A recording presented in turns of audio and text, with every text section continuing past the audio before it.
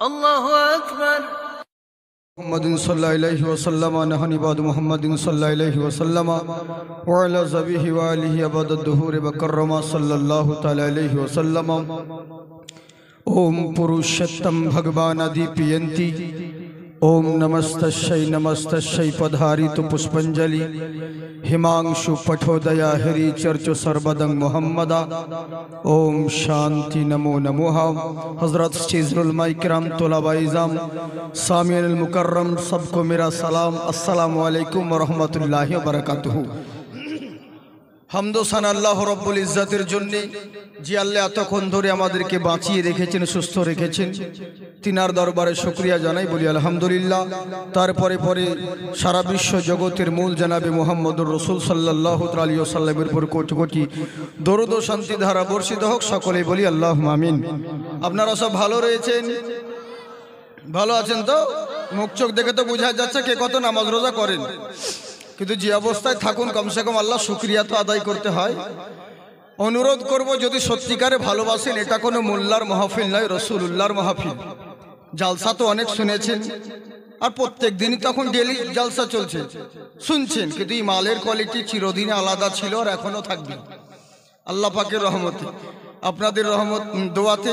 বাবজি সোনামুখী, আমি আপনাদেরকে অনুরোধ করব, অযথা বাইরে ছড়িয়ে ছিটিয়ে না থেকে দয়া করে জায়েজের সামনে এসে বসে পড়ুন। যিনারা পিছনে রয়েছেন সামনে আগে বাড়ুন, তাহলে হবে। একটু এগিয়ে এলে পরে খুব ভালো হয়। একবার মোহব্বতে প্রথমে একবার দরুদ পড়ে দিন, আল্লাহুম্মা সাল্লি আলা। মাইকম্যান ভাই যেন তোমার আওয়াজ না টানে, দেখিও আওয়াজ যেন না টানে। হ্যাঁ, একটু ভলিউম দাও। সৈয়দিনা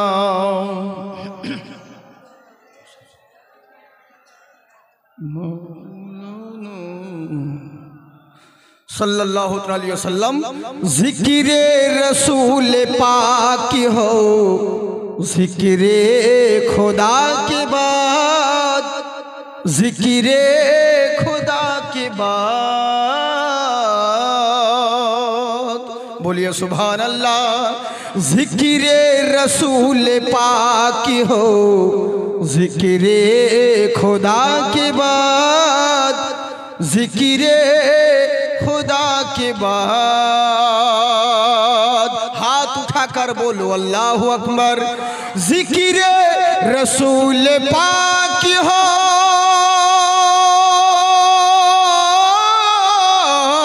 जिक्रे रसूल पाक हो, जिक्रे खुदा के बाद। हो बात अंबिया के, हो बात अंबिया के, मगर मुस्तफ़ा के बाद, मेरे मुस्तफ़ा के बाद। আমার আল্লাহ রাব্বুল আলামিন বলে, বান্দা শোনো, নীল আসমানের নিচে জমিনের বুকে তোমাদের বসবাস রয়েছে, নানান রকম সৃষ্টি আর নানান রকম মাযহাব রয়েছে। আজকে মৌলভী হোক আর মৌলানা, মুসল্লি হোক আর মুক্তাদি, মুয়াজ্জিন হোক আর মুতাল্লি, মুহাজ্জি হোক আর মুসল্লি, নামাজি হোক আর বেনামাজি, বক্তা হোক আর শ্রোতা হোক, হাজি হোক আর গাজী হোক, মাতাল হোক আর বেতাল হোক না কেন, সকলেই একটা জিনিস পছন্দ করে, জিন্দেগিতে লাভবান কেমন করে হওয়া যায়, কামিয়াবি কাকে বলে, লাভবান কাকে বলে, এটা সবাই পছন্দ করে। দিবারাত্রি ফ্যামিলিকে ছেড়ে দিয়ে বাইরে বিদেশে দিন রাত্রি কাটিয়ে দেয়। ওদেরকে জিজ্ঞাসা করলে বলবে, মৌলানা, নিজের পায়ে দাঁড়ানোর জন্য আজকে বাইরে বাইরে ঘোরাফেরা করছি। মানুষ ভেবে নিয়েছে বিশাল বড় দালান করে নিলাম মানে আমি কামিয়াব হয়ে গেলাম। কেউ ভেবে নিয়েছে বিশাল বড় ধন সম্পত্তির মালিক হয়ে গেলাম মানে আমি কামিয়াব হয়ে গেলাম। কেউ ভাবে কোনো ভালো ঘরে আমার বিয়ের সম্বন্ধ এসেছে তার মানে আমি সাকসেসফুল হয়ে গেলাম।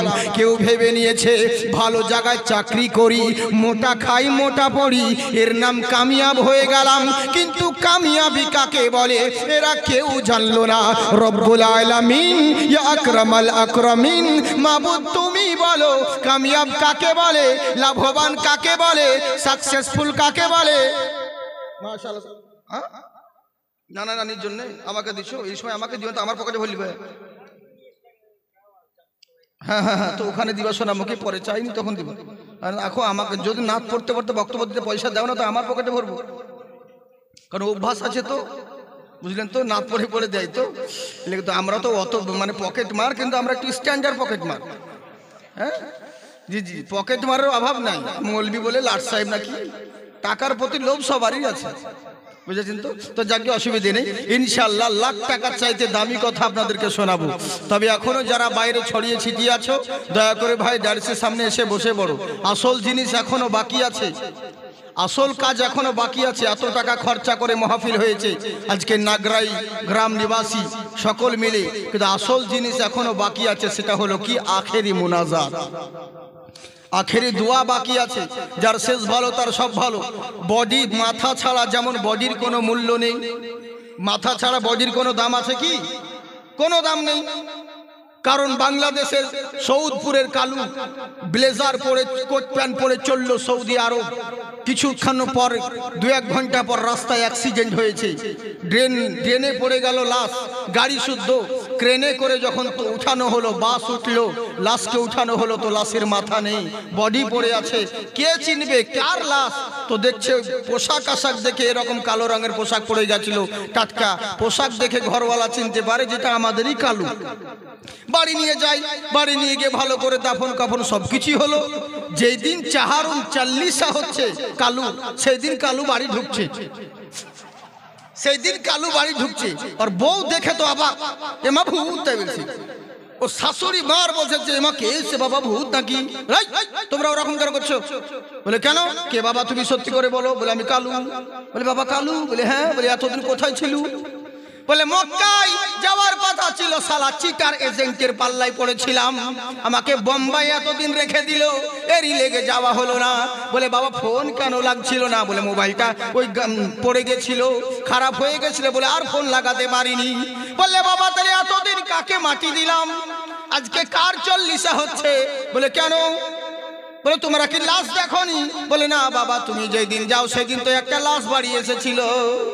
বলে কি তোমরা চিনোনি? বলে না বাবা, কি করে চিনবো, লাশের মাথা ছিল না, মাথা ছিল না। এই বলে কত কেলেঙ্কারি হলো।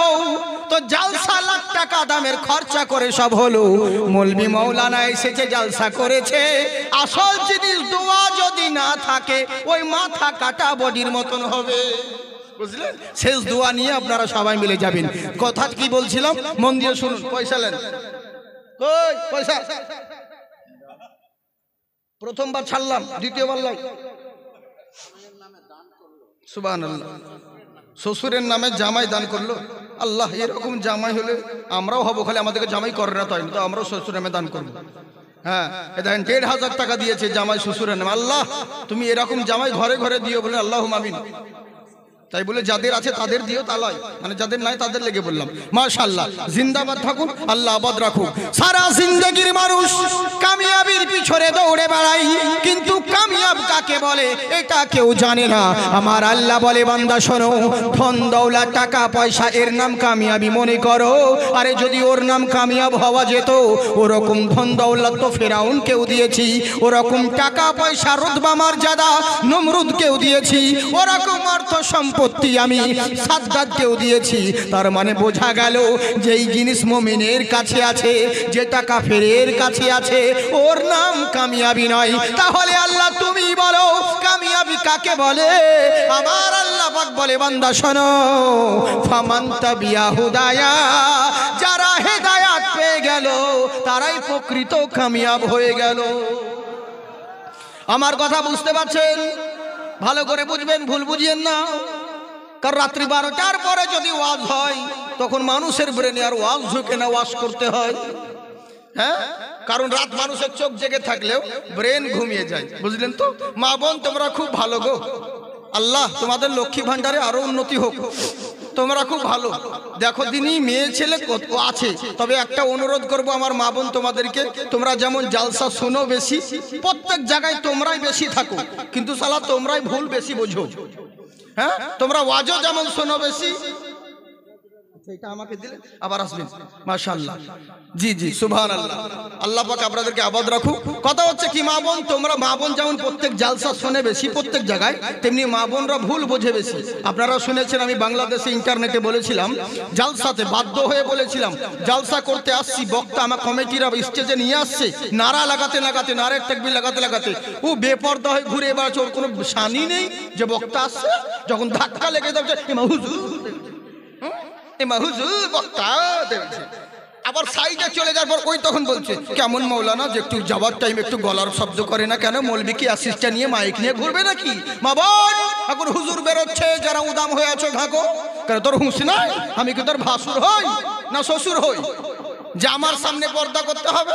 এরই লেগেই বলেছিলাম জালসাতে যার লজ্জা শরম আছে তার ঈমান আছে। আল হায়াউ নিসফুল ঈমান, যার লজ্জা শরম আছে তার ঈমান আছে, যার লজ্জা নেই তার ঈমান নেই। তো যেই বাড়িতে থাকতে দিয়েছিল ওখানকার একটা মেয়ে এসে বলছে হুজুর আমার ঈমান আছে। বলে তত ভালো কথা, তো বলো কেমন ঈমান? বলে হুজুর আপনি বললেন না জালসাতে যার লজ্জা শরম আছে তার ঈমান আছে। আমার হুজুর খুব লজ্জা, ভীষণ শরম। বললাম কিরকম লজ্জা শরম? বলছে আমাকে বোরখা পড়তে খুব লজ্জা লাগে, শরম লাগে, এলাকে বোরখা পড়ি না। আল্লাহ বাহ, আচ্ছা বলুন এটা ঈমানি লজ্জা হলো না শয়তানি লজ্জা হলো? শয়তানি লজ্জা। ওকে কোন লজ্জার কথা বলেছিলাম কি শুনে বসে আছে?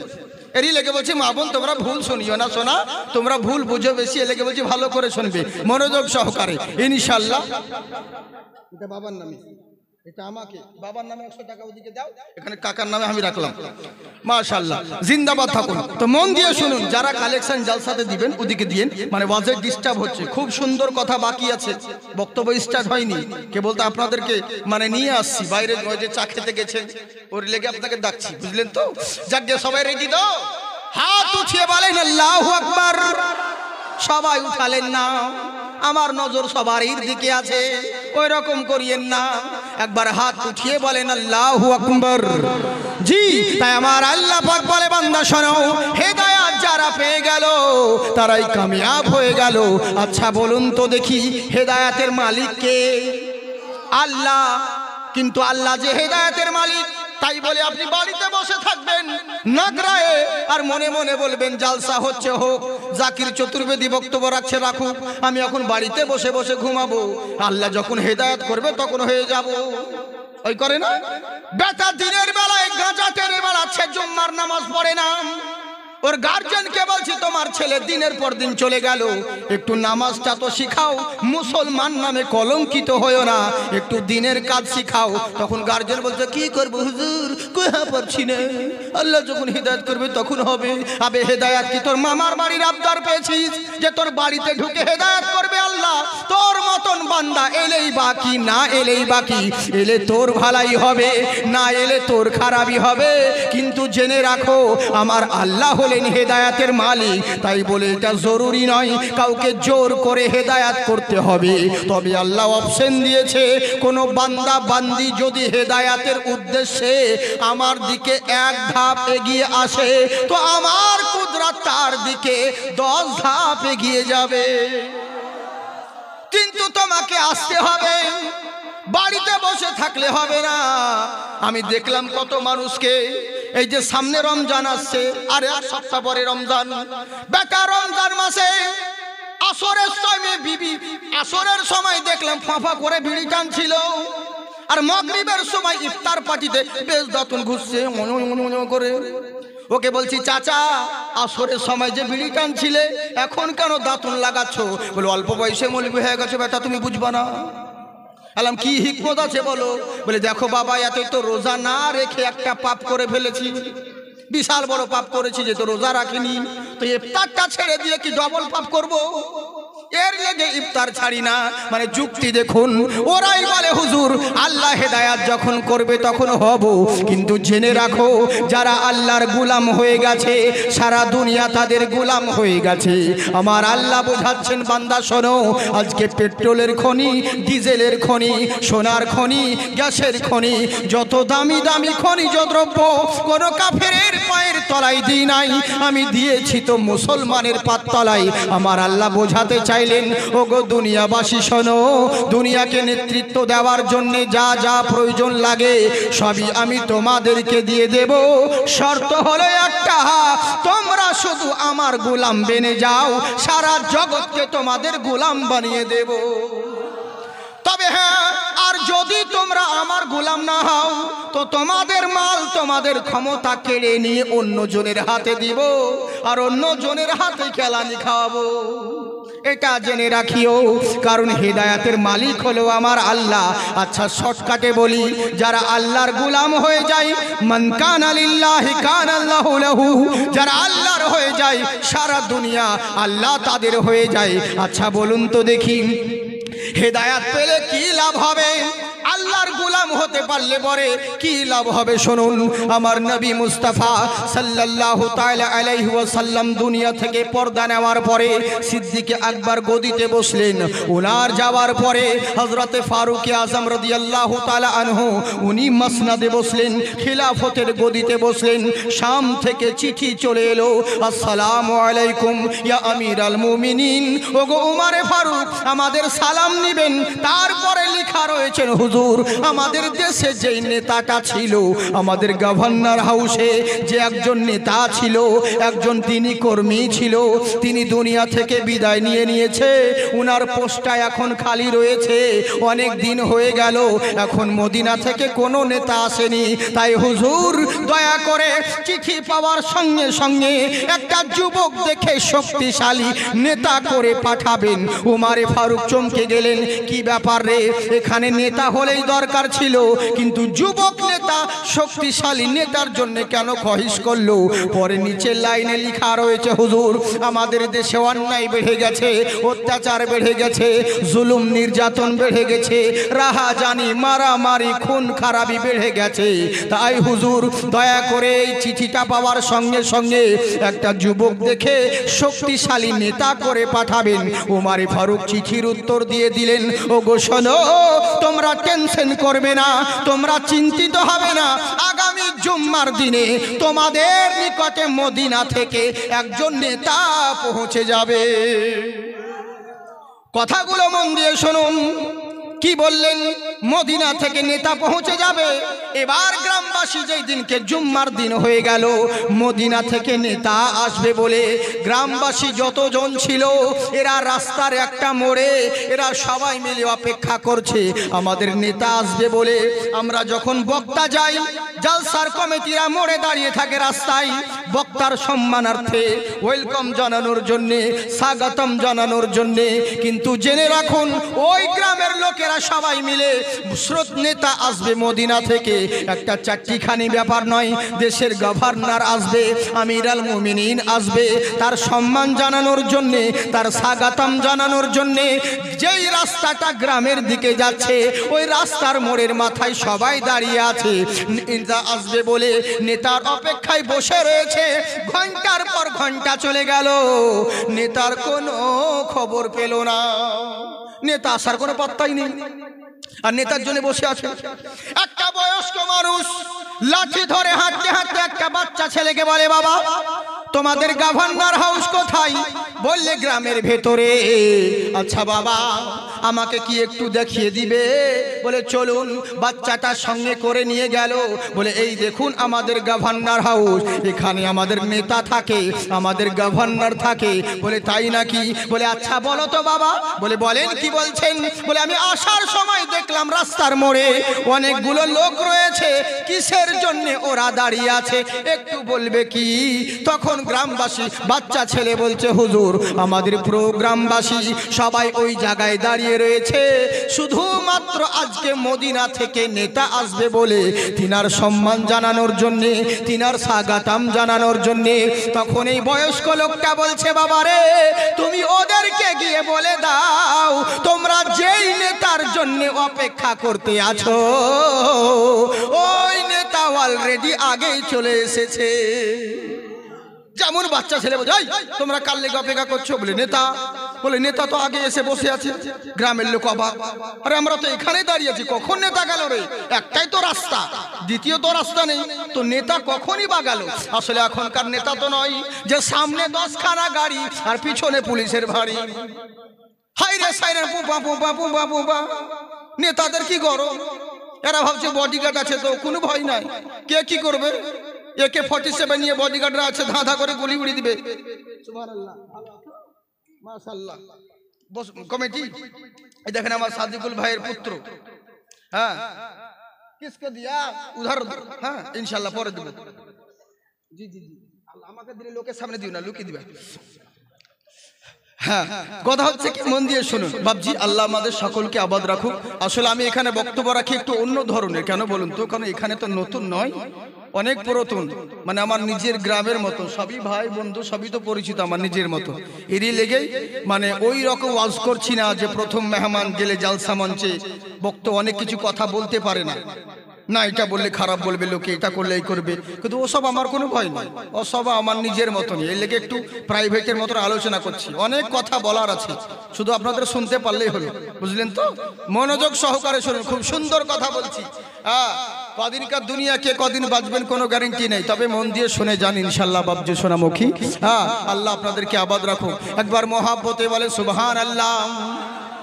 দোলছে মাতরকে দোলাই নূরেরই বেশে, কোন বাগানের ফুল গো মাতর ফুটেছে গাছে। কেমন চিন্তা করুন, এরা অবাক হয়ে গেল, নেতার লেগে অপেক্ষা করছি, নেতা কখন চলে গেল এটা বুঝলাম না, কখন নেতা গেল রে। যাই দেখি সবাই মিলে গভর্নর হাউসের সামনে রাজি হলো, বললে আসসালামু আলাইকুম। ওয়ালাইকুম আসসালাম। মান আনতা ওয়া মা আনতা, কে আপনি, কোথা থেকে এসেছেন? বললে শোনো, আমি আর অন্য কেউ নই, আমি হলাম তোমাদের আমির আল মুমিনিন উমারে ফারুক, আমাকে মদিনা থেকে তোমাদের নেতা করে পাঠিয়েছে। যে সমস্ত কমিটিরা ছিল, যারা কমিটি বর্গরা ছিল, মোড়ল মাতব্বর যারা চিঠি লিখে পাঠিয়েছিল, এদের মন খারাপ হয়ে গেল। কেন মন খারাপ হবে না? যে বারবার লিখেছিলাম একটা যুবক দেখে শক্তিশালী নেতা পাঠাবেন, আর এমন একটা লোককে পাঠিয়েছে ও তো নিজেই ঠিক মতন দাঁড়াতে পারে না, লাঠির ভর করে চলে, আর ওকে পাঠিয়েছে নেতা করে, এটা কেমন করে হবে? কিন্তু কি করবে, উপায় নাই, আমিরুল মুমিনিন পাঠিয়েছেন, মাথা পেতে মেনে নিতে হবে। তাই মাথা নত করে মেনে নিল। মেনে নেওয়ার পরে বলছে, হুজুর বলেন আপনার কি বলার আছে, কি বলতে চান? বললে শোনো, সকল গ্রামবাসী উপস্থিত আছো? বলে হ্যাঁ হুজুর আছি। বলে আজকের পর থেকে কেউ অন্যায় করবে না, যা অত্যাচার করে নিয়েছো এখন আর কিছু হবে না, আমি যতদিন আছি মসনদে জুলুম নির্যাতন কিচ্ছু করা যাবে না। যারা চোর ডাকাত ছিল এরা মুচকি মুচকি হাসতে লাগলো। কেন বলেন তো? বয়স্ক লোক আবার বড় বড় ভাষণ দিচ্ছে, ও বা কি করবে? এমন ভাই লেকচার দিচ্ছে, আমি থাকাকালীন আমার দেশে কেউ অন্যায় করবে না, অত্যাচার করবে না। হ্যাঁ, এরা কোন মুচকি হাসছে, মানে এরা ভাবছে কি জানেন তো, যে বয়স্ক ও কি করবে, কিন্তু এরা জানে না যে পৃথিবীর বুকে সর্বশক্তিমান জিনিসের নাম AK-47 নয়, পরমাণু বোমা নয়, সর্বশক্তিমান জিনিসের নাম হলো ইমান। যার ইমান মজবুত রয়েছে তার কাছে সব মজবুত আছে, আর ইমান যদি কমজোরি হয়ে যায় তাহলে সব গেল। আজ আমাদের দেশের পরিস্থিতি এরকম কেন? আমরা শুধু নামের মুসলমান হয়ে আছি, কিন্তু কাজের কেউ নয়। জালসা তো বহুত আছে, ওয়াজ নসিহত তো কমতি নয়, বহুত ওয়াজ হচ্ছে, কিন্তু কাজ কেন হয় না? কেন বলেন তো? সিস্টেম আলাদা। কিরকম? বাসে গেলাম, দেখছি বিড়ি টানছে প্যাসেঞ্জার, তো কিছু কিছু লোক আছে যখন বউয়ের সঙ্গে পারে না তখন বাইরের লোকের সঙ্গে ঝামেলা করবে। তো বাসে উঠে যাই বেয়াদব কোথাকার, দেখুন বাসে লেখা রয়েছে ধূমপান নিষেধ, নো স্মোকিং, কেউ স্মোকিং করবে না, তুমি বিড়ি খাচ্ছ, অভদ্রতামি করছো। তো ও প্যাসেঞ্জার বলছে সাইডে যা কি লেখা রয়েছে, কোনো কিছু অবজেকশন থাকলে ড্রাইভারের সঙ্গে কথা বলেন।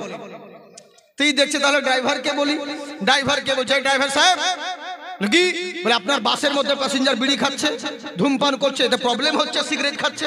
তো বাস বলছে সামনে ইশারা করছে, দেখ বোর্ডে কি লেখা আছে, বলে কি গাড়ি চালানোর সময় ড্রাইভারকে কেউ ডিস্টার্ব করবেন না।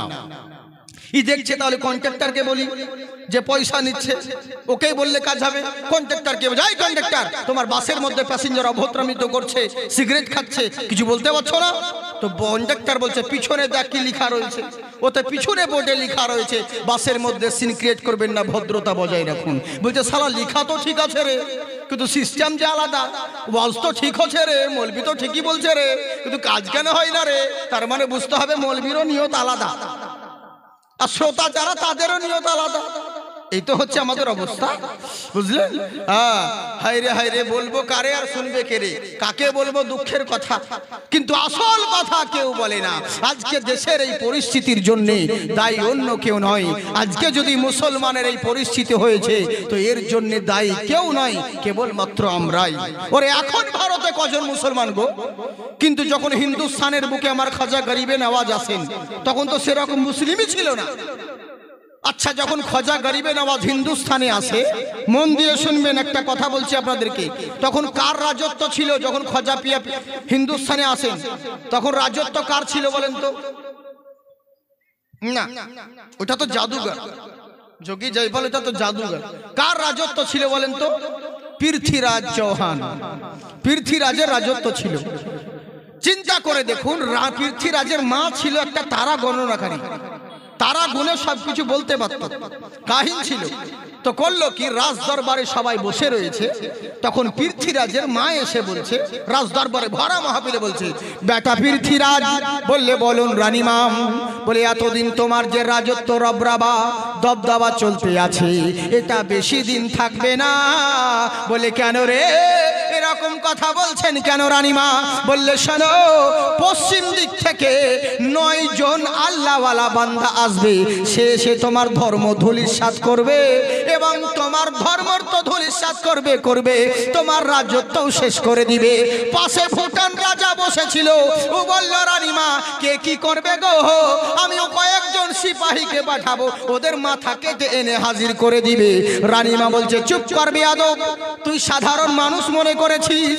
আরে যেমন তেমন মানুষ নয়, সাধারণ কোনো মোল্লা নয়। পৃথিবীর হাতিয়ার মেলে যদি মারার চেষ্টা করিস ওকে কেউ মারতে পারবি না। মারতে গেলে কৌশল করে মারতে হবে, চালাকি করে মারতে হবে, নচেত মারতে পারবি না। কারণ সাধারণ সে কোনো মোল্লা নয়, তিনি হলেন একজন ওলি আল্লাহ। আজকে ফারাজি বলেন, হানাফি বলেন, দেওবন্দি বলুন, বদমাযহাব বলুন, যত সৃষ্টি রয়েছে, যত মাযহাব রয়েছে হিন্দুস্তানে, প্রত্যেকের উপরে ইহসান যদি আছে তো আমার খাজা গরিবের ইহসান আছে। আজকে কোরআন দলিল দিয়ে বেড়াও, হাদিস ফতুয়া দিয়ে বেড়াও।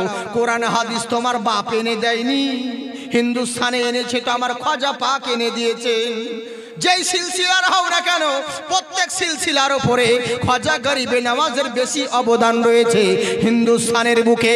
এবার চারিদিকে বর্ডার পাঠিয়ে দিল, লোক পাঠিয়ে দিল, এরকম কোন টুপিওয়ালা দাড়িওয়ালা লোক যেন হিন্দুস্তানে প্রবেশ না করে।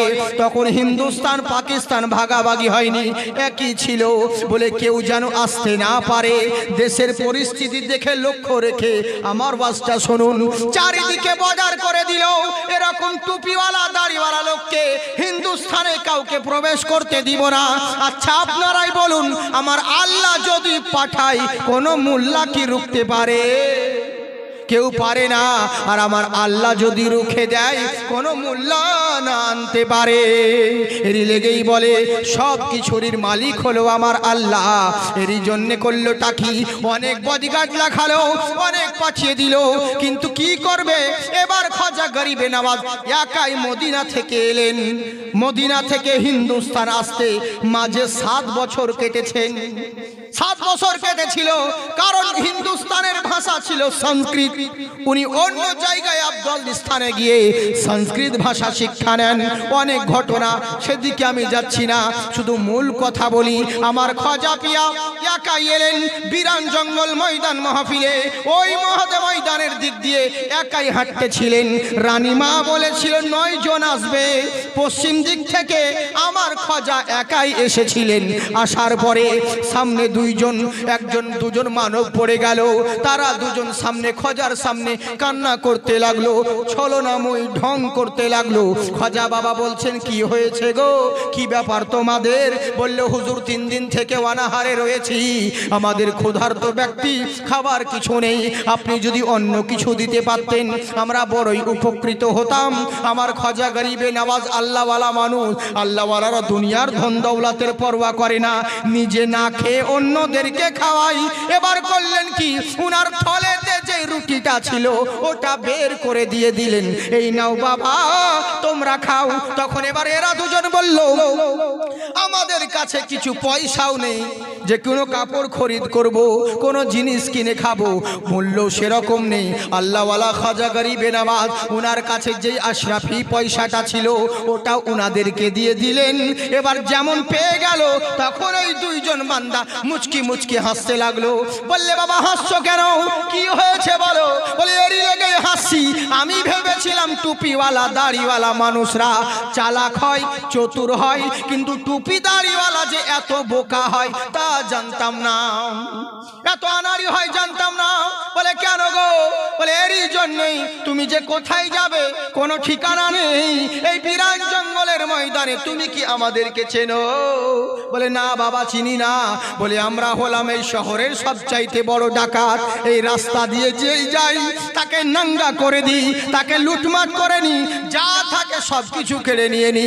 সবাই কিছু তো নিজের জন্য লুকিয়ে রাখে, তুমি এত বোকা মানুষ নিজের জন্য কিছু রাখলে না, যা ছিলে সবই আমাদেরকে দিয়ে দিলে, আমাদের চালাকি ধরতে পারলে না। টুপিওয়ালা দাড়িওয়ালা মানুষ এত বোকা হয় তা তো বুঝতাম না, তোমার কাছে যা ছিল সবই তো দিয়ে দিলে, এখন তুমি অনেক দূর যাবে, তুমি রাস্তায় কি খাবে? তোমার কাছে তো কিছু নাই, এবার তুমি কি খাবে বলো? এরই লেগে তো বলছি তুমি এত বোকা টুপিওয়ালা দাড়িওয়ালা মানুষ। খাজা আমার মুচকি হাসতে লাগলেন ওদের কথা শুনে। বলে, হাসছেন কেন? বলে, হাসছি বাবা একটা কারণে। বলে, কি? আমার থেকে বোকা হলো তোমরা। বলে, কথা বলছেন কেন? বলে, চিন্তা করে দেখো, এই বিরান ময়দানে, জঙ্গল মহলে, মরুভূমি এলাকায়, এখানে কেউ কোথাও নাই, একবার ডাক দিলে কোনো মানুষকে খুঁজে পাবে না, অথচ এই বিরান ময়দানে মহান রব্বুল আলামিন আমার ওসিলাতে তোমাদের মতন বান্দার যে রুজির ব্যবস্থা করতে পারে, এত বড় দুনিয়াতে আমার আল্লাহ কি আমাকে নৈরাশ করে দিবে? ওরে আমাকেও কোনো না কোনো জায়গায় রুজির ব্যবস্থা করে দিবে, কারণ রুজির মালিক কোনো মোল্লা নয়, রুজির মালিক হচ্ছেন মহান আল্লাহ। এত বড় বিরান ময়দানে আমার ওসিলাতে তোমরা রুজি পেলে, আর আমার আল্লাহ এত বড় দুনিয়াতে আমাকে খালি পেটে রেখে দিবে, আমাকে ব্যবস্থা করে দিবে। সঙ্গে সঙ্গে ওই দুজন ডাকু বললে, হুজুর চিনতে পারিনি আপনাকে, ভেবেছিলাম সাধারণ মানুষ, আমি আল্লাহর রহমত থেকে আমরা বঞ্চিত ছিলাম, আর দূরে থাকতে চাই না, জানি না কতদিন বাঁচবো, আর বেশি জানি না। আপনার আদর্শ যদি এত সুন্দর হয়, না জানি আপনার নবীর আদর্শ কত সুন্দর হবে, আর নবীর আদর্শ যদি অত সুন্দর হয়, না জানি মহান আল্লাহ আমার কত সুন্দর হবে। তাই হুজুর হাতটা বাড়ান, আর বেধর্মের পথে থাকতে চাই না, আপনার ধর্মে দীক্ষিত করে নিন। আমার খাজা পিয়া হাত বাড়ালেন, কালমা তাইয়্যিবা লা ইলাহা ইল্লাল্লাহু মুহাম্মাদুর রাসূলুল্লাহ সাল্লাল্লাহু তাআলা আলাইহি ওয়াসাল্লাম পড়ে এরা মুসলমান হলো। মুসলমান হওয়ার পরে বলছে, হুজুর আমাদেরকে ফেলে কোথায় যাচ্ছেন? যতদিন জিন্দেগিতে বেঁচে ছিলাম পাপ করেছি, যতদিন কলমা পড়েছি, জানি না আর কদিন বেঁচে থাকবো, তবে এরাদা করে নিলাম যতদিন বেঁচে থাকবো আপনার সঙ্গে থাকবো, আল্লাহ আল্লাহর জিকির আজগার করব। আমার খাজা বললেন, ঠিক আছে, আল্লাহর নামে জীবনকে বিসর্জন দেওয়ার জন্যে প্রস্তুত যখন হয়ে আছো, চলো আমার সঙ্গে। আমার খাজা ছিলেন একটা, এই দুজনকে নিয়ে কজন হলো? তিনজন হলো। রানীমা বলেছিল 9 জন আসবে, হিন্দুস্তান আস্তে আস্তে মাঝখানে 9 জন হয়ে গেছে। ওদিকে বলছে না, বলতে গেলে 3 দিন লাগবে। মাশাআল্লাহ সুবহানাল্লাহ, জি আল্লাহ আপনাদেরকে আবাদ রাখুক। হ্যাঁ, ওদিকে বলতে যাচ্ছিলাম, এবার আমার খাজা গরিবে নওয়াজ 9 জন আল্লাহওয়ালা বান্দা 9 জন মিলে এবার সঞ্জার নগরে যখন উপস্থিত হলেন, একটা বিশাল বড় ময়দানে খাজা আমার বসে জিকির আজগার করছে, তাসবিহ তাহলিল করতে আছে। রাজার কানে খবর চলে গেল, ওগো পৃথ্বীরাজ শোনো, তুমি কি খবর রেখেছো? বলে, কি হয়েছে রে? বলে, আর বলিও না, আমরা যেই জায়গায় উটগুলোকে বেঁধে রাখি ওই ফাঁকা ময়দানে 10 জন 9 জনকে দেখলাম আল্লাহওয়ালা টুপিওয়ালা দাঁড়িয়ে আছে, সাদা সাদা পোশাক পরে আছে। এদেরকে দেখলাম কি না জানি তসবিহ করতে আছে, জিকির আজগার করতে আছে। যেমন এই কথা শোনা পৃথ্বীরাজ বলছে ওদেরকে হটিয়ে দাও, ওদেরকে তাড়িয়ে দাও। আমার দেশে কোনো ভণ্ড ফকির এই দরবেশদেরকে রাখা চলবে না। তখন রাজার কর্মচারীরা এসে ইনাদেরকে বলে, কে বাবা আপনারা এখানে বসে কি করছেন? বলে আমরা তসবিহ তাহলিল করছি। এখানে বসা যাবে না। বলে কেন গো, কি ক্ষতি হয়েছে বলো? বলে না, বসা যাবে না, আমাদের রাজা নিষেধ করেছে। কারণ এই জায়গায় আমাদের উটগুলোকে বেঁধে রাখি। আমার খাজা বললেন, বাবা এত বড় ফাঁকা ময়দান পড়ে আছে, আর এই সামান্য এইটুকু জায়গায় বসে আছি, তোমাদের কি ক্ষতি করলাম বলো? বলে ও সব চলবে না, আমার রাজা হুকুম করেছেন আপনাদের এখানে থাকা যাবে না। আমাদের উট বসে এই জায়গায়, আপনাদের বসা চলবে না, আপনারা কেটে পড়ুন। তখন আমার বারবার যখন এরা ধমক দিতে শুরু করলো, আমার খাজা বললেন, বাবা ঠিক আছে, আর বলতে হবে না, জোর করে থাকতে চাই না, জবরদস্তি পীড়িত হয় না। তুমি যখন বলছো চলে যেতে, আমরা চলে যাচ্ছি, তোমাদের উট বসে থাকুক, তোমাদের উট বসে থাকুক, আমরা চললাম। বাবা চলে গেলেন, বুঝেছেন? এরা চলে গেলেন, অনেকক্ষণ হয়ে গেল। এবার যখন রাজার কর্মচারীরা উটগুলোকে উঠাতে যাচ্ছে, কেউ নাগাম ধরে টানে, কেউ লেজ ধরে টানে, উটকে আর উঠানো সম্ভব হচ্ছে না। রাজার কানে খবর চলে গেল, রাজা মশাই এ কেমন কাণ্ড হলো গো, যা কোনোদিন ইতিহাসে দেখা যায়নি। বললে কি হয়েছে? বলে কি না জানি আঠা লেগে দিয়েছে, যে ওই উটগুলো কোনোদিন যাদের কাছে দাঁড়ালে অটোমেটিক উঠে দাঁড়িয়ে যায়, আজকে কিন্তু উট আর উঠছে না ভাই। কেননা লাগাম ধরে টানছি, লেজ ধরে টানছি, চামড়া ছিঁড়ে যাচ্ছে, রক্ত বের হয়ে যাচ্ছে, কিন্তু উট আর উঠছে না, উটকে উঠাতে পারা যাচ্ছে না। রাজা মুশরিক হলেও বুদ্ধিমান ছিল, বলেছিল শোনো, পৃথিবীর মানুষ মিলে যদি চেষ্টা করো, কেউ উটগুলোকে উঠাতে পারবে না, উটগুলো মরে যাবে, কিন্তু উট আর উঠবে না। কর্মচারীরা বলে, হুজুর তাহলে কি করব? উট কি বসেই থাকবে? বলে শোনো, একটা উপায় আছে। বলে কি উপায়? বলে যে উটগুলোকে বসিয়েছে সে না হলে আর উট উঠা যাবে না। যে বসিয়েছে উট তাকে দেখো, তার কথা না হলে, যে বসিয়েছে সে না হলে উট আর উঠতে পারবে না, ও মরে যাবে, কিন্তু উট কি আর উঠানো সম্ভব হবে না। আল্লাহু আকবার, আল্লাহু আকবার। কর্মচারীরা দৌড়াতে লাগলো, দেখি কোথায় আমাদের ওই আল্লাহওয়ালা বান্দারা। এবার যখন এরা দৌড়াতে লেগেছে, বহুদূর চলে গেছে, এরা সামনে গিয়ে খাজার সামনে হাত জোড় করতে লাগলেন, ওগো হুজুর আমাদেরকে ক্ষমা করে দিন, আমাদেরকে ভুল হয়ে গেছে, মাফ করে দিন, আপনাকে চিনতে পারিনি হুজুর, ভেবেছিলাম সাধারণ কোনো মানুষ। আমার খাজা বাবা বলছেন, কি ব্যাপার বাবা, তোমরা তো ওই ছেলেগুলো কিছুক্ষণ আগে ধমক দিয়ে তাড়িয়ে দিয়েছিলে, এখন আবার সামনে কেন হাত জোড় করছো? বলছে শুনুন হুজুর, আমাদের ভুল হয়ে গেছে, আমাদের অন্যায় হয়ে গেছে। আমার হিন্দু ভাইরা যেমন করে, যোগ বেঁচে থাকাকালীন সামনে কিছু করবে না, ওই ঠাকুরকে হাইরে পুজো, ওম জগদ্ধাত্রী মহিমা সুদামহে দুর্গেষ্টমী গিরধারম পশুপতি হেমাংশু পঠোদয়া ওম নমস্তুতে নমো নমঃ। বিপদে যখন পড়ছে তখন বেশ বাবার নাম জপছে, যেমন বিপদ উদ্ধার হয়ে গেল, নেংটি তুলে ওই মন্দিরে জ্ঞান শুরু করে দিল, বুঝলেন? হায়রে জ্ঞান। এদিকে পূজা করছে, হে আমার প্রতিপালক মা, তুমি আমায় রক্ষা করো, ওম রক্ষন্দরী মহালক্ষ্ম দয়ামতি পদ্মামহিমা সরস্বতী, হে আমার সরস্বতী মা, আমাকে বুদ্ধি দান করো, আমি তোমাকে কৃপা দান করো, আমার প্রতি তুমি দয়াশীল হও, সহানুভূতি দেখাও। আর এদিকে গান চলছে, এসো আলো এসো হে তোমায় সুস্বাগতম। বুঝলেন কোন দিকে ধ্যান যাবে এবার আপনি বুঝুন। ওদিকে পূজা করছে, হ্যাঁ আমাদের তো মসজিদে বেটা মসজিদে নামাজ পড়তে ঢুকেছে, ইমাম সাহেব বলছে আলহামদুলিল্লাহি রাব্বিল আলামিন আর রহমানির রহিম, এদিকে আছে নামাজের তালে আর চলে গেল গানের তালে। সাইডে গান বাজছে, বুঝেছেন? ওদিকে গান চলছে, ওদিকে বেশ ধ্যান দিচ্ছে, গান বিশাল হচ্ছে, সাথিয়া বিন তেরে দিল মানে না, বিশাল গান চলছে, ওই দিকে ধ্যান করে আছে, ইমাম রুকুতে চলে গেছে, এবারটার খেয়াল। এই তো হচ্ছে মুসলমান। হ্যাঁ, কান জ্বালা যায় গানের তালে, নামাজ গেল রসা তলে, এগুলো আর কে করবেন বলে? এটাই তো হচ্ছে প্রবলেম। কাকে অনুসরণ করছো? বিপদে পড়ে একবার লক্ষ্য করে দেখো, সাধারণ কোনো মানুষের সামনে তুমি দাঁড়াও নাই, যিনি মহান সৃষ্টিকর্তা তার সামনে দাঁড়িয়েছো। আল্লাহু আকবার হাত ঝেড়ে, এই যে আল্লাহু আকবার হাত দুটোকে উঠালে, এর মানে বুঝেছো দুনিয়ার সমস্ত খারাপ কাজ থেকে আমি হাত ছেড়ে দিলাম, এখন আল্লাহর সান্নিধ্যে আমি নত স্বীকার করে গেলাম। আল্লাহর সামনে দাঁড়িয়েছো, এই নিয়াতে নামাজ পড়ো, তুমি আল্লাহকে দেখছো, নইলে আল্লাহ তোমাকে দেখছে। কিন্তু আমরা তো সেরকম নামাজ পড়িও না। নামাজ যদি পড়তে যাই, এক রাকাতে পুরো মসজিদের খবর পেয়ে যায়। এদিক ওদিক শেষদার দিকে দেখি না তো, এদিক ওদিক ওদিক ওদিক, আবার ইশারা করে দেখবে, ওটা কালো লুঙ্গির কালো মহিলা হয়েছে, এমনি করে ইশারা করছে। এই তো হচ্ছে নামাজ।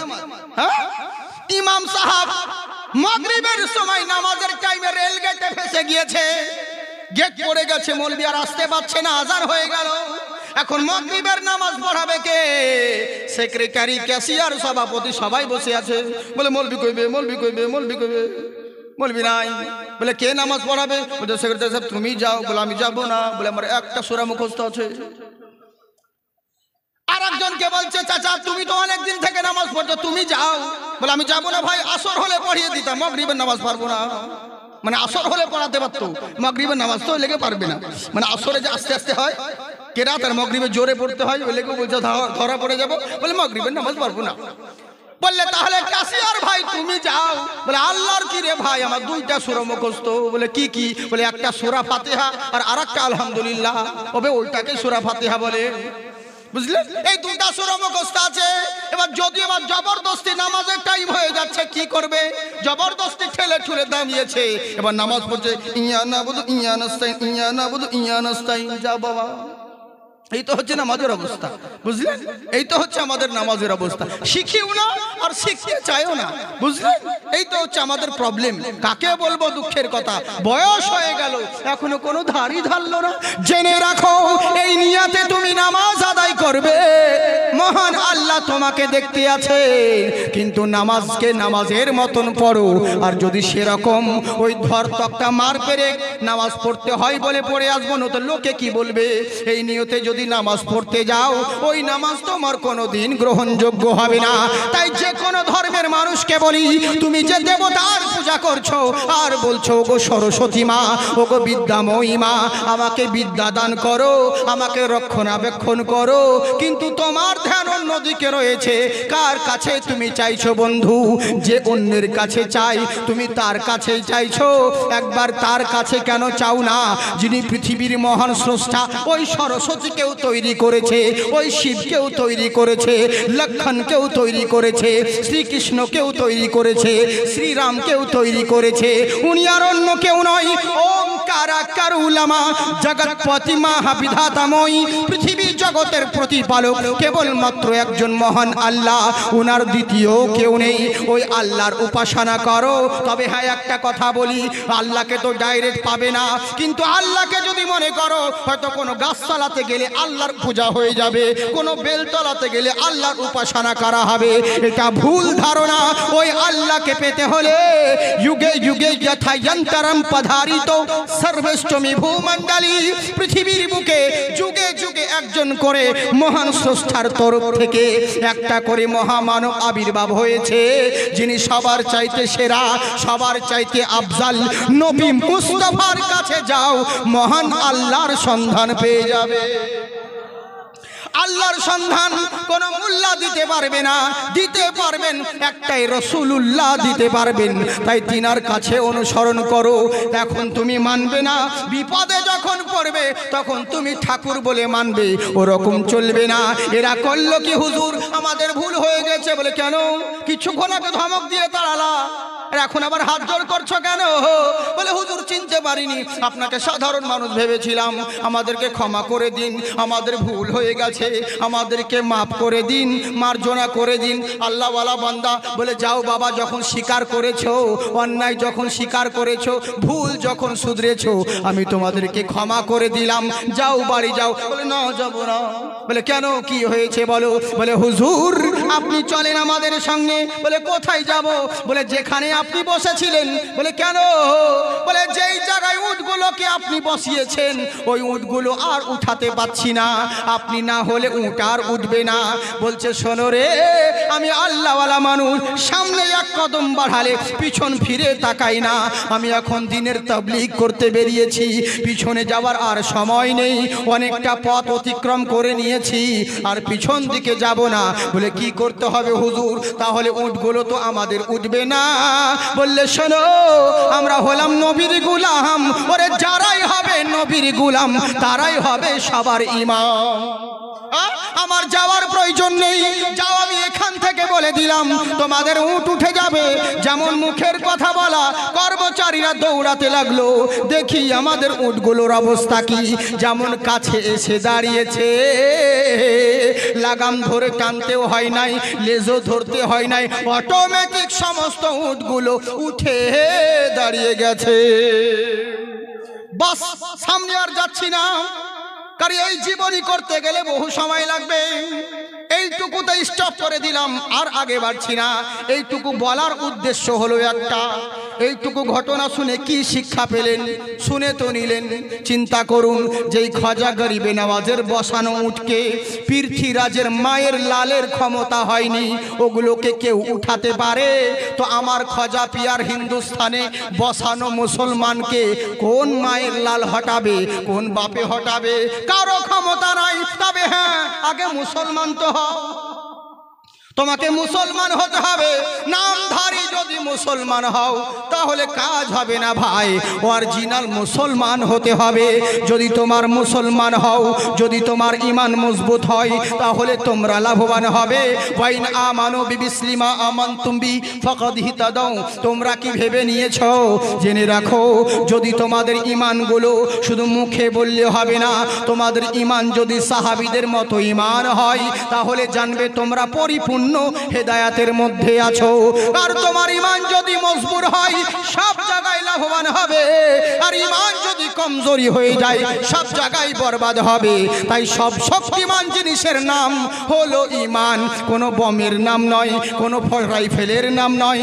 সর্বশক্তিমান জিনিসের নাম হলো ঈমান। কিন্তু ঈমানদার সাহাবী আমার বলছেন, আজকের পর থেকে কেউ আমার দেশে অন্যায় করবে না, জুলুম করবে না, অত্যাচার করবে না। আর যারা চোর ডাকাত ছিল, এরা মুচকি মুচকি হাসছে। বয়স্ক মানুষ বড় বড় ভাষণ দিচ্ছে, ও আবার কি করবে রে? এখান থেকে বলছিলাম, এখান থেকে বলছিলাম তো, সামনে বলবো না ছেড়ে দিব? যেখানে যায় আবার ঠিক লাইনে আসবো, চিন্তার কোনো কারণ নেই। হ্যাঁ হ্যাঁ, কতক্ষণ বলবো বলেন? সকাল অবধি। বাপের মাল যে, আল্লাহ আপনাদের জাজব ভালো রকম সোনামুখী। আসলে সেটা নয়, সকাল অবধি যে বলতে হবে এটা নয়। আমি বক্তব্য রাখি স্পিডে, মানে কেমন, অনেক আপনারা তো জানেন ভালো করে, আমি সালাম দিয়ে দিয়ে সময় নষ্ট করে সালাম দিয়ে দিয়ে বক্তব্য শুরু করে দিয়েছি। কারণ অনেক ব্যাপার আছে, বলে লোকে বলেন তো আপনাদের ওয়াজ, আমার ওয়াজ সবাই পছন্দ করে না। মানে যারা 3 ঘন্টা 4 ঘন্টা ওয়াজ শোনে না, তাদেরকে পোষাবে না। ওই সুর করে করে ধীরে ধীরে জীবনী চালার মতন এখন চললো। মা শোনা গে বিড়ি বাঁধা গে, হায় রে হায় রে। যার সাথে বক্তাও বলছে কে দিল লক্ষ্মীর ভান্ডার রে, আবার পাবলিক বলছে বলেন সুবহানাল্লাহ। শালা কত আনাড়ি বলেন তো, কোন জায়গায় সুবহানাল্লাহ বলতে হয় তাও জানে না। খুব এখন এই চলছে, বুঝলে, এখন এরকমই চলছে। তো এই জন্য আমাদের পছন্দ হবে না। কিন্তু আমি সঙ্গে সঙ্গে সুর করে বলি, কিন্তু স্পিডে বলি, কিন্তু ওই সুর নয় যাতে অনেক টাইম লেগে যায়। শর্টকাট ছোট সুর, বুঝলেন তো, শর্টকাট ছোট সুরের মধ্যে। আর যদি অসুবিধা হয় তাহলে বলেন ধীরে বলছি, চলবে? কারা কারা শুনবেন না হাত উঠান। শুনবেন না? হায়রে হায়রে, একেই বলে জোশে পড়ে হুঁশ খায়, একে বলে তালকানা। তালকানা চিনেছেন তো? ওই রকমই হয়, ওই বাংলাদেশের মতন। আমার জীবনে বাংলাদেশের মতন বক্তার শ্রোতা দেখিনি, এত আনাড়ি হয়। বক্তাও যেমন আনাড়ি, শ্রোতাও তেমনি আনাড়ি। আপনারা তো আমার বক্তব্য শুনেন, মনে হয় নাকি আপনারা বুঝতে পারেন। কেন রাগ কেন লাগবে না জানেন? সুবহানাল্লাহ ভাই, মাশাআল্লাহ, আল্লাহ তোমাকে আবাদ রাখুক। আবার আসবা, হ্যাঁ, বারবার আসবা, মহব্বত বাড়বি। যাও ভাই যাও। তো কথা হচ্ছে কি, এবার কেন বলি জানেন? বাধ্য হয়ে বলি, কারণ বক্তা বলছে আপনাদের এখানে আসতে আসতে আমার গাড়িতে কুত্তাই মুতা দিল, পাবলিক বলছে ঠিক। আচ্ছা পাবলিক ছিল মানে কোন জায়গা কি বলতে হয় তা জানে না। বক্তা উঠে বলছে বেগুন খাবেন না, বেগুন নেই খাएंगे, বেগুন में एलर्जी होता है, एलर्जी আছে, চুলকানি হয়, বেগুন কেউ খাবেন না। বলেন ঠিক না বেঠিক? পাবলিক বলছে ঠিক। ওর পরে প্রধান বক্তা এসছে। প্রধান বক্তা বলছে বেগুন যার মধ্যে আছে অগণিত গুণ, ভিটামিন আছে, প্রচুর উপকার আছে, কেউ আপনারা বেগুন না খেয়ে যাবেন না, সবাই বেগুন খাবেন। বলেন ঠিক না বেঠিক? পাবলিক বলছে ঠিক, মানে সবই ঠিক। এই হচ্ছে ব্যাপার। সুবহানাল্লাহ বলতে গিয়ে তুফানাল্লাহ বেরিয়ে যায়, বুঝলেন? এখন জোশে পড়ে, ভালোবাসার মানুষ তো, ইশকে পড়ে ঝুঁকে ঝুঁকে বলে দিয়েছে। এবার যারা কারা কারা শুনবেন হাত উঠিয়ে বলেন আল্লাহু আকবার। মাশাআল্লাহ, সুবহানাল্লাহ। আল্লাহ পাক আপনাদেরকে আবাদ রাখুক, জিন্দাবাদ থাকুন। সুবহানাল্লাহ। আল্লাহ আমাদের সকলকে আবাদ রাখেন। সবাই মিলে বলেন আল্লাহুম্মা আমিন। জি জি জি জি। আমি বুঝতে পেরেছি, কিন্তু আমার সেরকম আওয়াজ আজকে নেই, গলা বসে আছে, নাত পড়ার মতন আমার মানে সেরকমই নেই, ওই লেগে আমি বলছি না। আমার আগে শাকিল আহমদ সাহাব খুব সুন্দর, মানে ওনার পাতলা আওয়াজ দেখলাম, নাতও পড়ছিলেন, তাকরিরও করছিলেন। তারপরে আমার পূর্বে যে বাচ্চা ছেলেটা নাত পড়লো, আমাদের নকিব সাহাব, সভাপতি সাহেবের পুত্র, দোয়া করবেন আল্লাহ যেন এই ছেলেকে আবাদ করেন, বলেন আল্লাহুম্মা আমিন। হ্যাঁ, তো এদের গলা হচ্ছে একদম কোকিলের মতন, টান টান, আর আমার গলা দেখেন পাতি হাঁসের মতন ফ্যাস ফ্যাস করছে। এতে বলা যায়, তো তবু আমি দুই এক মিসরা আপনাদেরকে বলে দিই। একবার মহব্বতে বলেন সুবহানাল্লাহ। উর্দু বলবো তো? उर्दू? अच्छा, कौन कौन सुनेंगे हाथ उठाइए, कौन कौन नजराना देंगे? हाँ अब नीचू कीजिए। हूर मलाइक झूमे गाए, हूर मलाइक झूमे गाए, अदब से पल के झुकाए, नबी जी आ रहे हैं, नबी जी आ रहे हैं। जर्रे चमके महकी हवाएं और नूरानी फिजाएं, नबी जी आ रहे हैं, नबी जी आ रहे हैं। सुभान अल्लाह बोलिए। माइक मैन भाई थोड़ा सा ये बढ़ाइए ताकि मुझे तकलीफ ना हो। तुम्हारा माइक अच्छा है लेकिन हाँ जब दूर हो जाता हो तो खींच लेता है आवाज। Hello check, hello. আপনাদের যেন আওয়াজ না বসে, জোরে বলেন সুবহানাল্লাহ। আমার নবী মুস্তাফা মা আমিনার গর্ভে আছে, আর প্রত্যেক আম্বিয়া কেরামরা আসছেন আর মা আমিনার কানে কানে স্বপ্ন দেখ কি বলে যাচ্ছেন। কি বলছে জানেন? এ আম নবিয়ে आंगन तुम्हारा खुशगवार है, दीदार की खातिर ये हर एक पैगंबर बेकरार है। पत्थर जिनकी कलमा सुनाए, पत्थर जिनकी कलमा सुनाए, पेड़ भी सर को झुकाए, नबी जी आ रहे हैं, नबी जी आ रहे हैं। हूर मलाइक झूमे गाए, अदब से पल के झुकाए, नबी जी आ रहे हैं, नबी जी आ रहे हैं।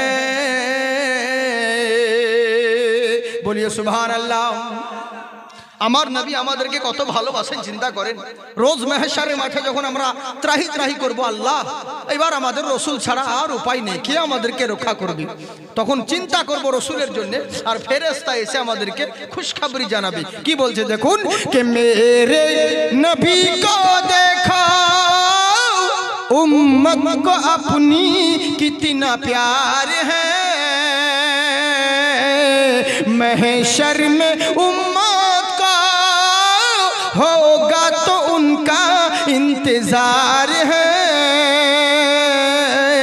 तो बोल बोल फरिश्ते मत घबराओ, बोल फरिश्ते मत घबराओ, अरे खुशी की नगमे सुनाओ, नबी जी आ रहे हैं, नबी जी आ रहे हैं। हूर मलाइक झूमे गाए, अदब से पल के झुकाए, नबी जी आ रहे हैं, नबी जी आ रहे हैं। मुस्तफार সাহাবী বলছে, শোনো তোমরা শোনো, আজকের পর থেকে আমার দেশে কেউ অন্যায় করবে না, অত্যাচার করবে না, জুলুম নির্যাতন করবে না। আমি যতদিন থাকবো আর কেউ রাহাজানি করবে না, লুটমাট করবে না। বলে কি করতে হবে? বলে এশার আজান হয়ে গেল, এখন সবাই নামাজ পড়তে চলো। এশার নামাজ পড়ার পরে যে যার নিজের নিজের ঘরে ঢুকে যাবে, বাড়ি চলে যাবে, বাসায় রওনা হবে। রাত্রে বেলায় কেউ বের হবে না। ফজরের আজান যখন দিবে তখন বাড়ি থেকে বের হবে, এর আগে কেউ বের হবে না। যখন ফজরের আজান দিবে তখন বাড়ি থেকে সবাই বের হবে। আর আমার কথা অমান্য করে রাত্রে বেলায় খারাপ নিয়তে যদি কেউ বাড়ি থেকে বাইরে বের হও, আমি কসম আল্লাহর বলি, কেউ তোমরা জিন্দা বাড়ি ফেরত যেতে পারবে না। তখন কিন্তু আমাকে দোষ দিলে হবে না। গ্রামবাসী বললে, ঠিক আছে হুজুর, মেনে নিলাম। কিন্তু যারা চোর ডাকাত ছিল এরা মানতে চাই না। চিরদিন তো মানুষ জানেন দুনিয়ার মোহে আর মোহাব্বতে পড়ে থাকে, এরা মুসলমান। দুঃখ লাগে, কাকে বলবো মনের কথা। আজকে দেশের দিকে লক্ষ্য করে দেখুন কেমন মানুষের অবস্থা। সব কিছু জানছে যে আমাদের এই অবস্থার জন্য দায়ী হলাম আমরা, তবু অন্যায় করতে ছাড়ে না, জুলুম করতে ছাড়ে না। আবার নিজেই বলে আমি ঠিক আছি, আমি ভুল করছে, আবার বলছে আমি ঠিক আছি। একটা কথা বলি বাবজি আপনাদেরকে, আজকে আমাদের যে পরিস্থিতি দেশে হিন্দুস্তানের উপরে, ফিলিস্তিনের দিকে নজারা দেখুন, কত অত্যাচার জুলুম নির্যাতন হচ্ছে। শুধু ফিলিস্তিন কেন, মায়ানমারে হয়েছিল। আমি যখন সর্বপ্রথম এখানে আসি নাগরায়, তখন মায়ানমারে খুব হামলা চলছিল ওই সময়তে। তখন আমি বলেছিলাম এখন তো মায়ানমারে শুরু হয়েছে, কিছুদিন ওয়েট করো, তোমার ঘরে আসবে, হিন্দুস্তানে ঢুকবে। বাস কাশ্মীরে শুরু হলো, কাশ্মীরের পর ত্রিপুরায় হলো, আসাম ত্রিপুরায়। এখন আমাদের পশ্চিমবাংলাতে ঢুকে গেছে, কৃষ্ণনগরে বিভিন্ন জায়গাতে, যে জায়গায় এক চেটিয়া ওরা সবাই আছে, এখন শুরু হয়ে গেছে। আর মুসলিম এখন আঙুল চুষবে কেন বলেন তো? সব বেটা জানে তো। মুসলিম বলছে হুজুর আমাদের কি পারে, বারে মিয়া খায়, একবার মিলে সবাই মিলে, ইতিহাস রেকর্ড আছে। হ্যাঁ, যুদ্ধ করা হোক, কবে যুদ্ধ করা তোকে সুযোগই তো দেবে না, তুই কার সঙ্গে করবি? ওদের চালাকি বুদ্ধি জানো, ডাইরেক্ট তোমাকে মারবে না, আগে কালিয়াচক বাস স্ট্যান্ডে হামলা করবে। মুথরাপুরের লোক, মুথাবাড়ির লোক বলবে ও তো কালিয়াচক বাস স্ট্যান্ডে হচ্ছে, আমাদের কিছু যায় আসে না। বাস ওদেরকে শেষ করার পরে এবার মুথাবাড়িতে লাগবে। মুথাবাড়ি হয়ে গেল, মুথাবাড়িতে যখন আগুন জ্বলবে, অত্যাচার হবে, লক্ষ্মী ঘাটের মানুষ, নাগরায়ের মানুষ হাসবে, বলে ওদের দিকে ঝামেলা হচ্ছে, আমাদের এদিকে নদীর এপার হয়নি, আমাদের দিকে হয় নাই, এবার এদের দিকে হবে।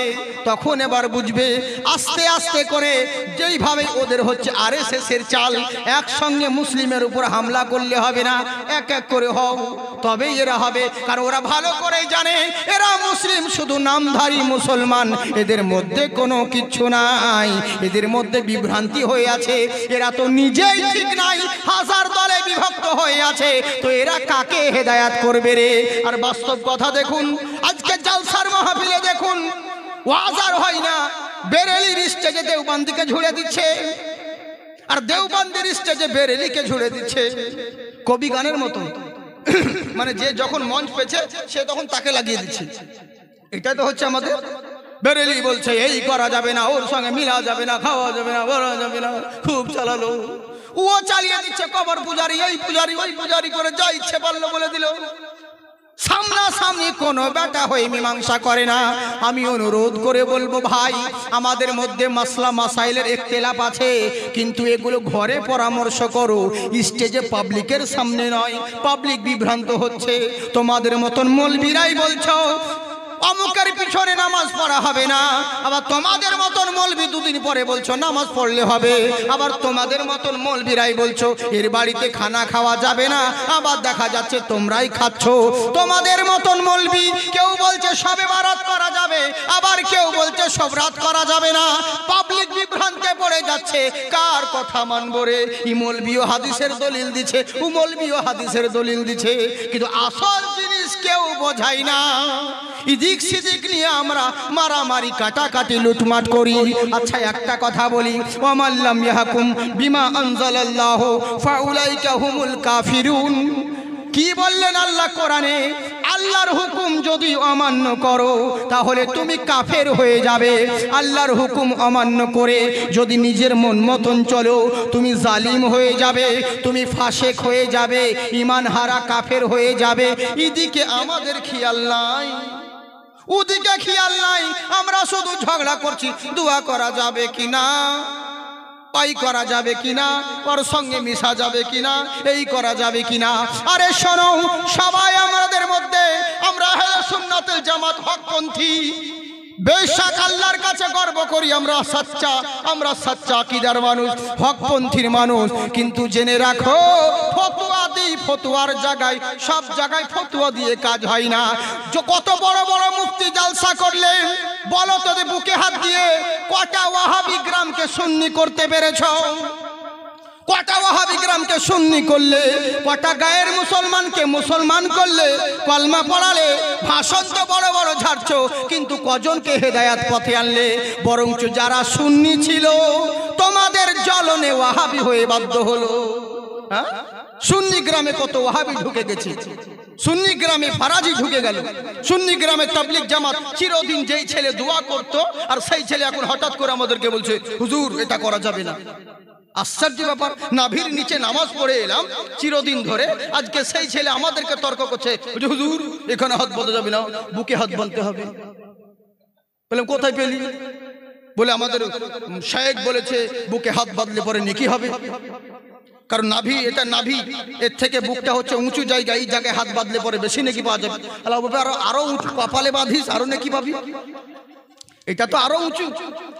কি বলবো জানে? আর নামাজের মধ্যে তো সুস্থতা নাই, এমনি এমনি করছে নামাজের মধ্যে। বাঁদরের হাড় আছে নাকি? চুপ করে সুস্থভাবে নামাজ পড়া যায় না? আরে মুর্শিদাবাদে একটা জায়গায় জানেন, মসজিদে একটা লম্বা মানুষ আর একটা বেঁটে মানুষ পাশাপাশি দুজনে নামাজ পড়ছিল, আর নামাজ পড়তে পড়তে কারেন্ট চলে গেছে।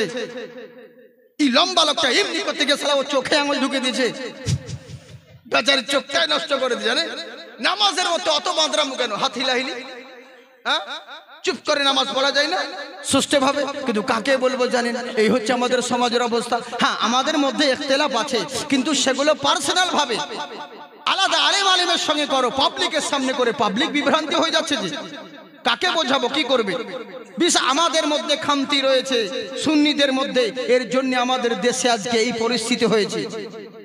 সুন্নিদের মধ্যে খামতি আছে। হ্যাঁ বাপরে, রবিউল আউয়াল মাসে বিশাল বড় ভাষণ, হুজুর বললে কি আমার গ্রামের এবার 10,000 লোকে জুলুস করেছে, খুবই ভালো কথা। আর এক মাওলানা খুব মানে দেই করছে, জানো বলে কি আমার গ্রামে বিশাল বড় লাইটিং করে জুলুসে মুস্তফা করেছি, নবী দিবসের জীবনী করেছি, যত গ্রামের ইয়াং ছেলে ছিল সবকে ডেকে এনেছে জুলুসের ময়দানে। খুবই ভালো কথা, কিন্তু এটা কেন বলো না কতদিন ইমামতি করছো মসজিদে, আর কটা ছেলেকে মসজিদে ঢুকাতে পেরেছো? 10,000 লোককে জুলুসে আনলে ওটা বাহাদুরি নয়। আসল কাজ যেটা সেগুলো তোমরা করো না কেন? ওটা মোহাব্বতের জায়গায় ঠিক, কিন্তু জেনে রাখো একটা জিনিস মনে রাখবে, যতক্ষণ ফরজ আদায় না করবে ও যদি লক্ষ কোটি নফল আদায় করে ওই আদায়ের কোনো মূল্য হবে না। আমাদের মধ্যে দেখছি অনেক মানুষ, একটা কথা বলুন, এই নাগরায়ের লোক স্কুলে পরীক্ষার দিনে যেদিন রেজাল্ট বের হয়েছে সেই দিন বলছে স্যার আমি কত নম্বর পাবো? বলে কেন রে, বাংলা দিয়েছিস পরীক্ষা? বলে না স্যার আসিনি। বলে ইংরেজি এক্সাম দিয়েছিস? বলে না, মাসি এসেছিল, বেড়াতে এসেছিল, তাই আমি পরীক্ষা দিতে আসিনি। বলে তাহলে ইতিহাস ভূগোল বিজ্ঞান? বলে না স্যার মন খারাপ ছিল ওই জন্য এক্সাম দিতে আসিনি। বলে তাহলে আজকে কি করতে এসেছি? বলে নম্বর নিতে। বলে কিসের নম্বর নিবি, তুই তো পরীক্ষা দিতে আসিসনি। বলে স্যার এই যে ছবি এঁকে এনেছি, কত নম্বর পাবো? হোমওয়ার্ক করে নিয়ে এসেছি। মাস্টার কি বলবে? ওই ওয়াশরুমের রয়েছে, ঝাঁটা রয়েছে, নিয়ে তোকে নাম্বার দিচ্ছি। ঝাঁটা নিয়ে এসে বলে তোকে নাম্বার দিচ্ছি। আল্লাহকে বলবে আল্লাহ কত নম্বর পাবো? আল্লাহ বলবে বান্দা ফরজ পড়েছিলি? বলে না। নামাজ পড়েছো? বলে না পড়িনি। রোজা? বলে পেটের জন্য পানি খেতে হতো লেগে রোজা রাখতে পারিনি। হজ যাকাত? বলে নিজের মাল অন্যজনকে দিতে হবে লেগে দিইনি। বলে তাহলে আজকে নম্বর কিসের চাইছো? জান্নাতে যাবা কেন? বলে হুজুর মিলাদ করেছি, জুলুস করেছি, নম্বর কত পাবো? এবার কেমন নম্বর দিবে এবার আপনি বুঝলেন। আর বললাম না, বুঝলেন? এরই লেগেই বলি আসল জিনিসগুলো কেউ লক্ষ্য রাখো, সব করো। আমাদের আকীদা যখন মজবুত আছে, আমরা আহলে সুন্নাতুল জামাতের মানুষ, আমাদের ঈমান আকীদা দুটোই যখন সঠিক আছে, তাহলে আমল করতে কেন দেরি করব? আমলটাও যদি করো, আখলাক যদি তোমার আদর্শ নবী মুস্তাফার মতন হয়, তাহলে জেনে রাখবে, তাহলে তুমি কামিয়াব হয়ে গেলে। শুধু মুখে বলে বেড়ালে হবে না নবীর গোলাম আমি হলাম গোলামে মুস্তাফা, জান দেনে से नहीं डरते, चाहे सर कट जाए या रह जाए, कुछ परवाह नहीं करते, ऐसे भोंकने से कुछ काम नहीं होते बंदे। খালি মুখে বলে দিলে নবীর গোলাম। মৌলবি জীবনী করছে আমার নবী মাথার উপরে মাটি বহেছেন, পাথর বহে কাবার মিনার তৈরি, কাবার যখন চত্বরে যান মাথার উপরে নবী মুস্তাফা পাথর রেখেছেন। খুব জীবনী বক্তব্য আছে। মৌলবি তুমি কদিন পাথর বহিছো? বলে তো দিলে আমার নবী এই করেছেন। আর তোমাকে যদি বলা হয় মসজিদটা পরিষ্কার করো, তখন বলো আমি ইমাম। আমি কেন করব? কেন রে? ইমাম মানে জানো রাখাল, যে সমাজের রাখালের দায়িত্ব তাকে দেওয়া হয়েছে। এরই জন্যেই সবাইকে বলছি না, অনেক জায়গায় আমাদের দিকে এরকম বেশিরভাগই প্রবলেমটা হচ্ছে এটাই, মুখে বলি কিন্তু কাজে কেউ করি না। আমাদের একে অপরের মনের ভিতরে হিংসা জলযন্ত্রণা যায় না, তো কাকে হেদায়াত করব? মুখে বলছি কারোর প্রতি হিংসা করিও না। আল্লাহ বলেন তুমি যদি কাউরির প্রতি হিংসা করো তাহলে তোমার ক্ষতি হবে। আল্লাহর কাছে এই দোয়া করো, আল্লাহ ও আরো বাড়ুক ও রসিলাই আমাকেও দাও, তাহলে তুমি লাভবান হবে। মুখে বলে দিলাম কিন্তু কাজের সময় কিছু নয়, কাজে ভয় করছি। এই তো হচ্ছে আমাদের সমাজের অবস্থা। ধরেন নাগরায়ের লোক লক্ষ্মীঘাট যেতে যেতে রাস্তার ধারে একটা জাম গাছ দেখলো। জাম গাছ চিনেন আপনারা? জাম গাছ দেখে বলল, মনে মনে চিন্তা করছে কয়েকটা বয়স্ক মানুষ, আহারে এত বড় বড় জাম, কেউ যদি থাকতো আমাদেরকে জাম পেড়ে দিত, আমরা সবাই মিলে খেতাম। মানে যুক্তি করছে। এখনো সময় একজন ইমাম সাহেব এসে বলছে, আমি হলাম ইমাম, আমি কথা দিলাম তোমাদেরকে জাম পেড়ে আমি এনে খাওয়াবো, আমাকে গাছে উঠাও। তখন সাইড থেকে একজন ফতোয়া দিয়ে দিল, ইমামের গাছে উঠা জায়েজ নয়। একজন হুমড়া চুমড়া ব্যক্তি এসে বলছে, আমি সমাজের মেম্বার ছিলাম, আমাকে উঠাও, আমি তোমাদেরকে জাম পেড়ে খাবো। ওকে যখন চেড়ে চুড়ে সবাই গাছে উঠিয়ে দিল, কথা ছিল জাম পড়ার, এরা বসে আছে যে জাম পড়বে বলে, দেখছে জামের বদলে সালা আঠি পড়ছে শুধু। উই খাচ্ছে আর আঠিগুলো ফেলছে, বলে কি ব্যাপার রে? কথা ছিল জাম পেড়ে সবাই মিলে খাবো, এখন কেন আঠি ফেলছে? তখন এবার দোয়া করছে, আল্লাহ একে গাছ থেকে নামিয়ে দাও, গাছ থেকে ফেলে দাও। কেন বে? তোরাই তো ছেড়ে উঠালি, এখন আবার দোয়া করছিস কেন? আল্লাহ গাছ থেকে নামিয়ে দাও। তো দেশের পরিস্থিতি আজকে সমাজের এই অবস্থার জন্য দায়ী অন্য বিজেপি নয়, কোনো হিন্দু নয়, কোনো মোদি নয়। এই পরিস্থিতির জন্য দায়ী আমরাই হলাম মুসলমান মোল্লারা, বুঝলেন? এর জন্য দায়ী হচ্ছে আমরা মুখে বলি কিন্তু কাজে কিছু নাই। আমি যত ভালো ওয়াজ করি, যত বড়ই বক্তা নিয়ে আসে না, যতই ভালো ওয়াজ করুক, যদি কালেকশন ভালো না হয় কমিটির ওয়াজ পছন্দ হবে না, বুঝলেন? তো সব দিকে গন্ডগোল, কোন দিকে যাব এখানকার কথা বুঝি না, এত আমাদের ব্যাপার। হ্যাঁ, তো কথা হচ্ছে এরকম বেশিরভাগ জায়গাতে প্রবলেম খুব। কাকে বলবো? হক কথা সহ্য হয় না, হক কথা টক লাগে।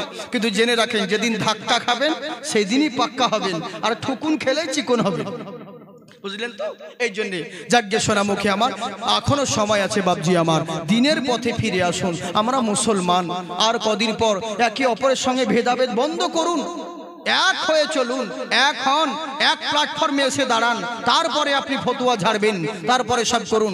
এখন বর্তমান পরিস্থিতি লোকে দেখবে না, যে কে সালমান আজহারি, আর কে জাকির চতুর্বেদী, আর কে আব্দুল্লাহ চতুর্বেদী, আর কে শাকিল আনসারি, এগুলো লোকে দেখছে না, লোকে দেখছে টুপিওয়ালা দাড়িওয়ালা মুসলিম কিনা। এটা দেখ, আমরা বুঝি কে হানাফি ফারাজি, কিন্তু অন্যরা তো কেউ বুঝে না। এরই জন্য বলছি সোনামুখী, হ্যাঁ আগে বাঁচো, নৌকো তোমাদের ফুটো হয়ে গেছে, আর মাছ দরিয়ায় নৌকা চলছে, আর নৌকার মধ্যে ফুটোর দিকে কেউ লক্ষ্য করে না। ওরাই বলছে আমি যাব না, বলে কেন? উ বেরেলি উজাক, বেরেলি বলছে আমি যাবো না ফুটো বন্ধ করতে, দেওবন্দি উজাক, দেওবন্দি বলছে আমি যাবো না, তুই জাল খবিস আছি হাদিস যা, তুই যা ফুটো বন্ধ কর।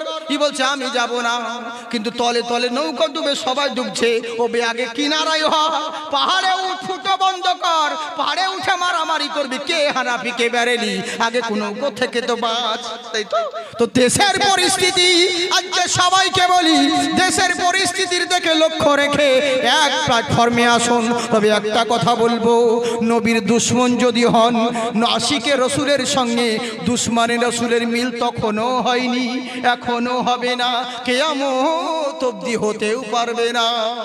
বুঝলেন তো? তাদের কথা বলছি না আমি, আমাদের মধ্যে যারা ছড়িয়ে ছিটিয়ে আছি, কেউ আশরাফির মধ্যে, কেউ কালিমির মধ্যে, কেউ রেজবির মধ্যে, নানান দল। ওরে যে যার পীর সিলসিলার হন না কেন, যে পীর যার যার সুন্নিয়াত সবার, সবাই এক প্ল্যাটফর্মে হও, দেখবে তোমাদের আকীদা সুন্দর, ঈমান মজবুত। একদিন তোমাদের বড় বড় আলিম, বড় বড় বক্তা, কিন্তু তোমরা পিছিয়ে কেন? কারণ হলো তোমাদের একতা নেই বলে এই দশা। যেদিন তোমরা এক প্ল্যাটফর্মে দাঁড়িয়ে যাবে, কোনো বাতিলের ক্ষমতা হবে না, তোমার চোখে চোখ রেখে কথা বলতে পারে, সবাই দেখে ভয় করবে। তাই জেনে রাখো, তোমরা দুনিয়ার বুকে থাকাকালীন মুসলমান একে অপরের সঙ্গে লড়ালড়ি মারামারি করিও না, দিনের পথে এসো। কিন্তু এরা চোর ডাকাত, বললেও বুঝবে না। ইনি বললে রাত্রেবেলায় বাড়ির বাইরে বের হবে না, বলে তখন দেখা যাবে এশার নামাজ হয়ে গেল, সবাই যে যার বাড়ি চলে গেল। আপনার বাড়ি যাবেন নাকি? না না ভাই, অত বলতে পারবো না, আমার বলে অত করছে ভাই, ও করি না ভাই, আমি বাড়ি যাবো ভাই। আচ্ছা বেশ, ঠিক আছে, আছি, আজকে যাবো না, দেখি কতক্ষণ বক স্টেজ থেকে চলে যাবো, কি থাকবো দিনের বেলায়। হ্যাঁ তাই নাকি? না ভাই ও করি না, 4টা অবধি কোথায় থাকবো এখানে? না ও করি না ভাই, তোবা তোবা তোবা, ও করি না, না তো মুগলমাল হয়ে যায় ভাই। শেষ দুয়া নিয়ে সবাইকে যেতে হবে, মাশাআল্লাহ। না আর আপনারা যে একভাবে বসে আছেন, এইভাবে বসে থাকতে হয় না, মধ্যে মাঝে পেশাব পিতে যেতে হয়। আপনারা গেলেই তো আমি সুযোগ পাবো ছেড়ে দেওয়া। হ্যাঁ জি জি জি, মাশাআল্লাহ। একবার হাত উঠিয়ে বলেন আল্লাহু আকবার। মাশাআল্লাহ, জিন্দাবাদ থাকুন, আল্লাহ আপনাদেরকে আবাদ রাখুক। কি বলবো না, একটা নার্সারি পড়াই দিই নাকি? সত্যি বলছেন? এবার কারা কারা শুনবেন হাত উঠান। আর পয়সার কথা বলবো না, না না বলবো না। মানুষ পয়সার কথা বললে তখন গন্ডগোল হবে। এখন মানুষ স্বার্থপর দুনিয়া। হ্যাঁ গো, বাপ মারা গিয়েছে লক্ষ্মী ঘাটে, আর মেয়ে যাচ্ছে চৌদুয়ার থেকে, ওখান থেকে বুঝতে পারছে এবার জিনিস আসছে। রাস্তায় কাঁদছে, আমার বাবা কোথায় ছিল, বিয়ের 3 মাস পরে ছাপ্পর খাট কিনে দিব, এখন কে দিবে লো, বাবা পটল তুলে দিল। তখন ছোট ভাই বলছে, কাঁদিস না বোন, আমি দিব, আমি ছাপ্পর খাট কিনে দেবো, চুপ, কাঁদিস না। ই দেখছে খাট তো পেলাম, কিন্তু এবার হন্ডা ফর বাইক, ওটা দরকার, আবার শুরু করে দিল, আমার বাবা কয়া ছিল বিয়ের 3 মাস পরে হন্ডা কিনে দিব, এখন কে দিবে লো, বাবা জন্মের যাওয়া পটল তুলে দিল। বড় ভাই বলছে, কাঁদিস না বোন, দরকার হলে পুকুরটা আছে না, ওই পুকুর বিক্রি করে দিয়ে তোকে ভাই কিনে দেবো হন্ডা, চুপ কর। ই দেখছে দুটোই পেয়ে গেছি। ওই তখন ঘরে বলছে, বয়স হয়ে গেছে, একদিন তো মরতে হবে, আল্লাহর মাল আল্লাহ নিয়েছে, কি করবো, আমাদের কি করার আছে। মানে তখন বলছে, মানে আগে বলেনি তো। মানুষ স্বার্থপর তো, শুনবেন বলছি তখন হাত উঠাচ্ছে, আর পয়সার কথা বলে এমনি করছে। হ্যাঁ, এই হচ্ছে ব্যাপার। যাকে ওরকম করেন না সোনামুখী। আল্লাহ পাক আপনাদের সকলকেই মহব্বতের সঙ্গে, ঈমান আমানের সঙ্গে আবাদ রাখেন, বলেন আল্লাহুম্মা আমিন। माशाअल्लाह आ गए चांदनी ने चांद से कहा, आ गए हुजूर आ गए हुजूर आ गए। मोहब्बत के साथ बोलिए सुभान अल्लाह। चांदनी ने चांद से कहा आ गए हुजूर आ गए हुजूर आ गए। चांदनी ने चांद से कहा आ गए हुजूर आ गए कि झूम गाओ बोलो मरहबा आ गए हुजूर आ गए हुजूर आ गए। আমার এই তারজের একটা বহুত পুরাতন নাত আছে। কায়নাত जगमगा उठी जब खुदा का नूर आ गया, जब खुदा का नूर आ गया, जब खुदा का नूर आ गया कि कायनात जगमगा उठी जब खुदा का नूर आ गया कि कदसियों में धूम मच गई, उदसियों में धूम मच गई जब खुदा का नूर आ गया, जब खुदा का नूर आ गया। ताई আমার নবী মুস্তাফার সাহাবী বললেন শোনো তোমরা সবাই এখন বাড়ি চলে যাও, রাত্রে বেলায় কেউ বাড়ির বাইরে বের হবে না। এবার করলোটা কি সবাই মিলে বাড়ির দিকে রওনা হয়ে গেল। সবাই এশার নামাজ পড়ার পর বাড়ির দিকে চলে গেছে। এবার রাত্রে বেলায় সবাই চলে গেল। একটা বাচ্চা ছেলে 6 থেকে 7 বছর বয়স ওই কর্নারে দাঁড়িয়ে রয়েছে। বাচ্চা ছেলেটা দাঁড়িয়ে রয়েছে। এখনো সবাই বলল শোনো ইনি সাহাবী আমার জিজ্ঞাসা করে আরে এই বাবা সবাই বাড়ি চলে গেল তুমি কি যাবে না? বললে যাব হুজুর। বলে তাহলে তুমি দেরি করছো কেন? বললে হুজুর আপনি আর বলবেন না আপনি তো নবীর সাহাবী। বললে হ্যাঁ আমি আপনারা বুঝতে পারছেন আমার কথা? হ্যাঁ ভালো করে শুনুন। সবাই বাড়ি চলে গেল, বাচ্চা ছেলেটা দাঁড়িয়ে আছে। তো ইনি বলছেন তুমি বাড়ি যাবে না? সবাই চলে গেল তুমি কেন দাঁড়িয়ে আছো? বাচ্চা ছেলে কেমন কথা দেখুন। ছেলেটা বলছে হুজুর আমি আপনাকে দেখতে আছি। আশ্চর্য ব্যাপার উনি অবাক হয়ে গেলেন। আমার এত বড় শরীর থাকা সত্ত্বেও আমার পাগড়ির দিকে দেখে না, জুব্বার দিকে দেখে না, পোশাক আশাকের দিকে দেখে না। বাচ্চা ছেলেটা শুধু আমার চোখের দিকে তাকিয়ে আছে, দেখতে আছে। উনি বললেন বাবা কি হয়েছে গো? আমার এত বড় শরীর থাকতে তুমি তখন থেকে বারবার ফলো করছি, আমার শুধু চোখের দিকে তাকিয়ে আছো। তুমি কেন দেখতে আছো? কেন চোখে দেখছো বলো? তখন বাচ্চা ছেলে বলছে হুজুর আপনি তো নবীর সাহাবী। বলে হ্যাঁ নিশ্চয়। বলে আপনি তো নবীকে দেখেছেন? বলে হ্যাঁ দেখেছি। নবী তো আপনাকে দেখেছে? বলে হ্যাঁ দেখেছেন। বললে হুজুর গো আপনি নবী মুস্তাফাকে দেখেছেন, নবীর চক্ষু মুবারক আপনার চোখে পড়েছে, আপনার চোখটা নবী মুস্তাফার চক্ষু মুবারকে পড়েছে, দুজনের চোখ আপনাদের দেখা দেখি হয়েছে। আমি তো নবী দেখিনি তাই আপনার চোখের দিকে তাকিয়ে আছি, আমার নবী দেখার আশা পূর্ণ হচ্ছে। কেমন চিন্তা করুন, আমি তো নবী দেখিনি হুজুর তাই তো আপনার চোখে দেখতে আছি, আমার নবী দেখার আশা পূরণ হচ্ছে। কারণ নামাজ রোজা হজ যাকাত যত করো ইবাদত সবার আগে নবীজিকে চেনো, নবীজিকে মানার মতন মানো। বুঝলেন? বাচ্চা ছেলে তাকিয়ে আছে। উনি বলছেন বাবারে তোমার নাম কি? বলে আমার নাম আব্দুল্লাহ। নবীকে এত ভালোবাসো? বলে হ্যাঁ হুজুর নবীর জন্য জীবন দিতে পারি, জান কুরবান করতে পারি।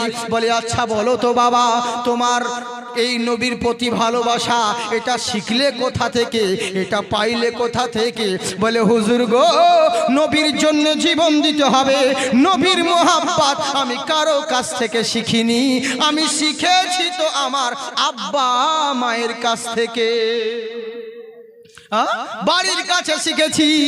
এরই লগেই তো আমার নবী বলেন শোনো নিজের ছেলে মেয়েদেরকে আগে এই কথা শিখাও। বাপ মা বলা শিখাবে পরে, ভাই ভাতিজাকে পরিচয় দিবে পরে, আগে এটা শিখাও হুব্বুন নবিয়্যুকুম, আগে নবীর মোহাব্বত শিক্ষা দাও। তোমার ছেলের প্রতি নবীর মোহাব্বত যদি শিক্ষা দাও, তাহলে জেনে রাখো ওই ছেলে কখনো মুশরিক হবে না, কখনো মুরতাদ হবে না। আমাদের মধ্যে অনেকজন বলি নবীর মোহাব্বত আমরা কি শিখাবো ছেলেকে, আমরা তো নিজেই জানি না। ছেলেদেরকে পড়াচ্ছি হাট্টিমা টিমটিম তারা মাঠে পড়ে ডিম, তাদের খাড়া দুটো শিং। মিথ্যে কথা, পাখির কখনো শিং হয়, কখনো হয় না, তাও বাবা 500 টাকা বেতন। আবার বলছে আমরা দুই ভাই শিবের গজন গাই, ঠাকুমা গেছে গয়া কাশি ডুগডুগি বাজায়, হ্যাঁ তাও 500,000 টাকা বেতন ভাই। আর মৌলবি পড়ালো যখন আলিফ বা তা, মৌলবির সময় পয়সা নাই বলে লকডাউনে শেষ হয়ে গেছে। হ্যাঁ এই তো হচ্ছে আমাদের অবস্থা, বুঝলেন? এই তো জিনিস যেগুলো আসল জিনিস শিক্ষা দেওয়ার, সেগুলোই তো ছেলে মেয়েদেরকে শিখাই না, কারণ আমরা তো নিজেই জানি না। একটা এখানে যত ছেলে যুবক রয়েছে মুসলমানদের জিজ্ঞাসা করে দেখবেন তো যে ভাই জুম্মার দিন যে নামাজ পড়তে যাচ্ছি নিয়তটা কি, বলতো জানি না, বলতে পারবে না, কারণ আমরা শিখাইনি, ও বলতে পারবে না।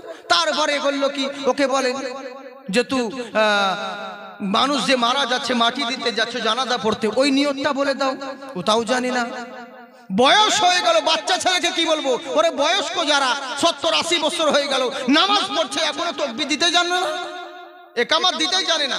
আপনাদের এদিকে না হলে বড় অনেক জায়গায় এরকম, বেশিরভাগ 100-র মধ্যে 70% লোক আছে নামাজ পড়ে ঠিকই কিন্তু নামাজের নিয়ম জানে না। হ্যাঁ এক জায়গায় আসর নামাজ পড়তে গিয়ে একটা লোককে বলেছিলাম, চাচা একটু তাকবীর দেন, আমরা তো 3 জন আছি, 3 জন মিলে জামাত করে নিব, তা আপনি তাকবীর দেন। তো লুঙ্গি টাইট করতে করতে 3 মিনিট গেল। 3 মিনিট পরে বলছে হাইয়া আলাস সালাতে হাইয়া আলাস সালাতে হাইয়া আলাল ফালাতে হাইয়া আলাল ফালাতে হাইয়া আল্লাহু আকবার এমনি করছে।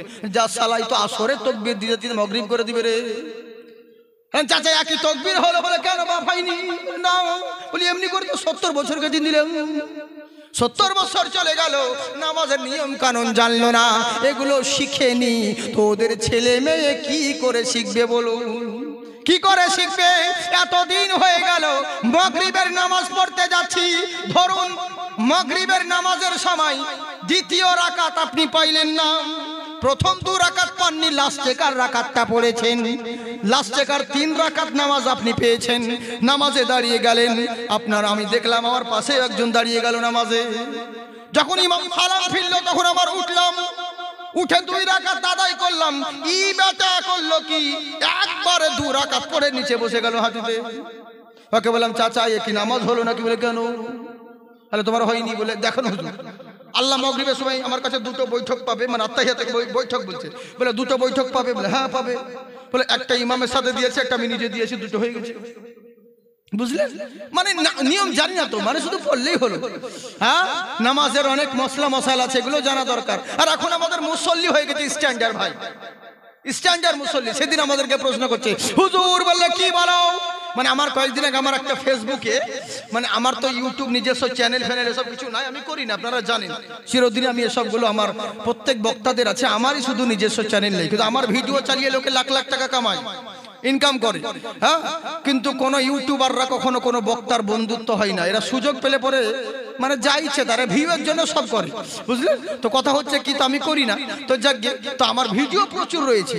তো এবার হলোটা কি, একটা জাকির সিভিডি ZAKIR আপনাদেরকে বলেও দিলাম, ফেসবুকে আছে, ইউটিউবে আছে, জাকির সিভিডি।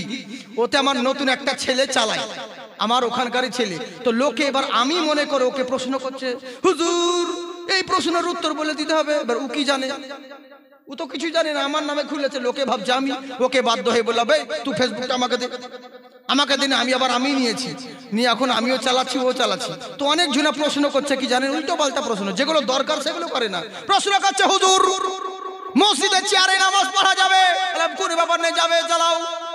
বলে ইমাম যদি চেয়ার লাগাই, কোনো ব্যাপার নাই, ইমামকে চেয়ার দাও আর তোমরা খাট পালঙ্ক বিছাও, সবাই শুয়ে এখন চালাও।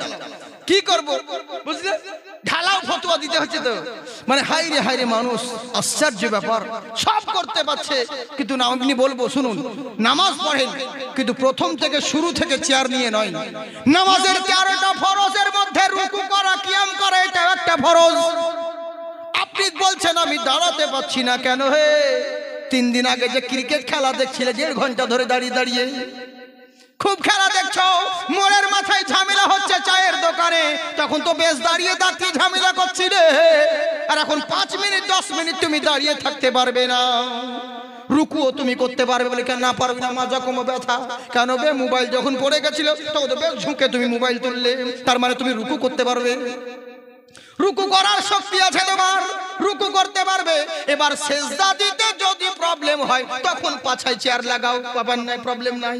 কিন্তু শুরু থেকে তাহলে কেমন করে হবে? আপনারা নিজেই বিচার করুন।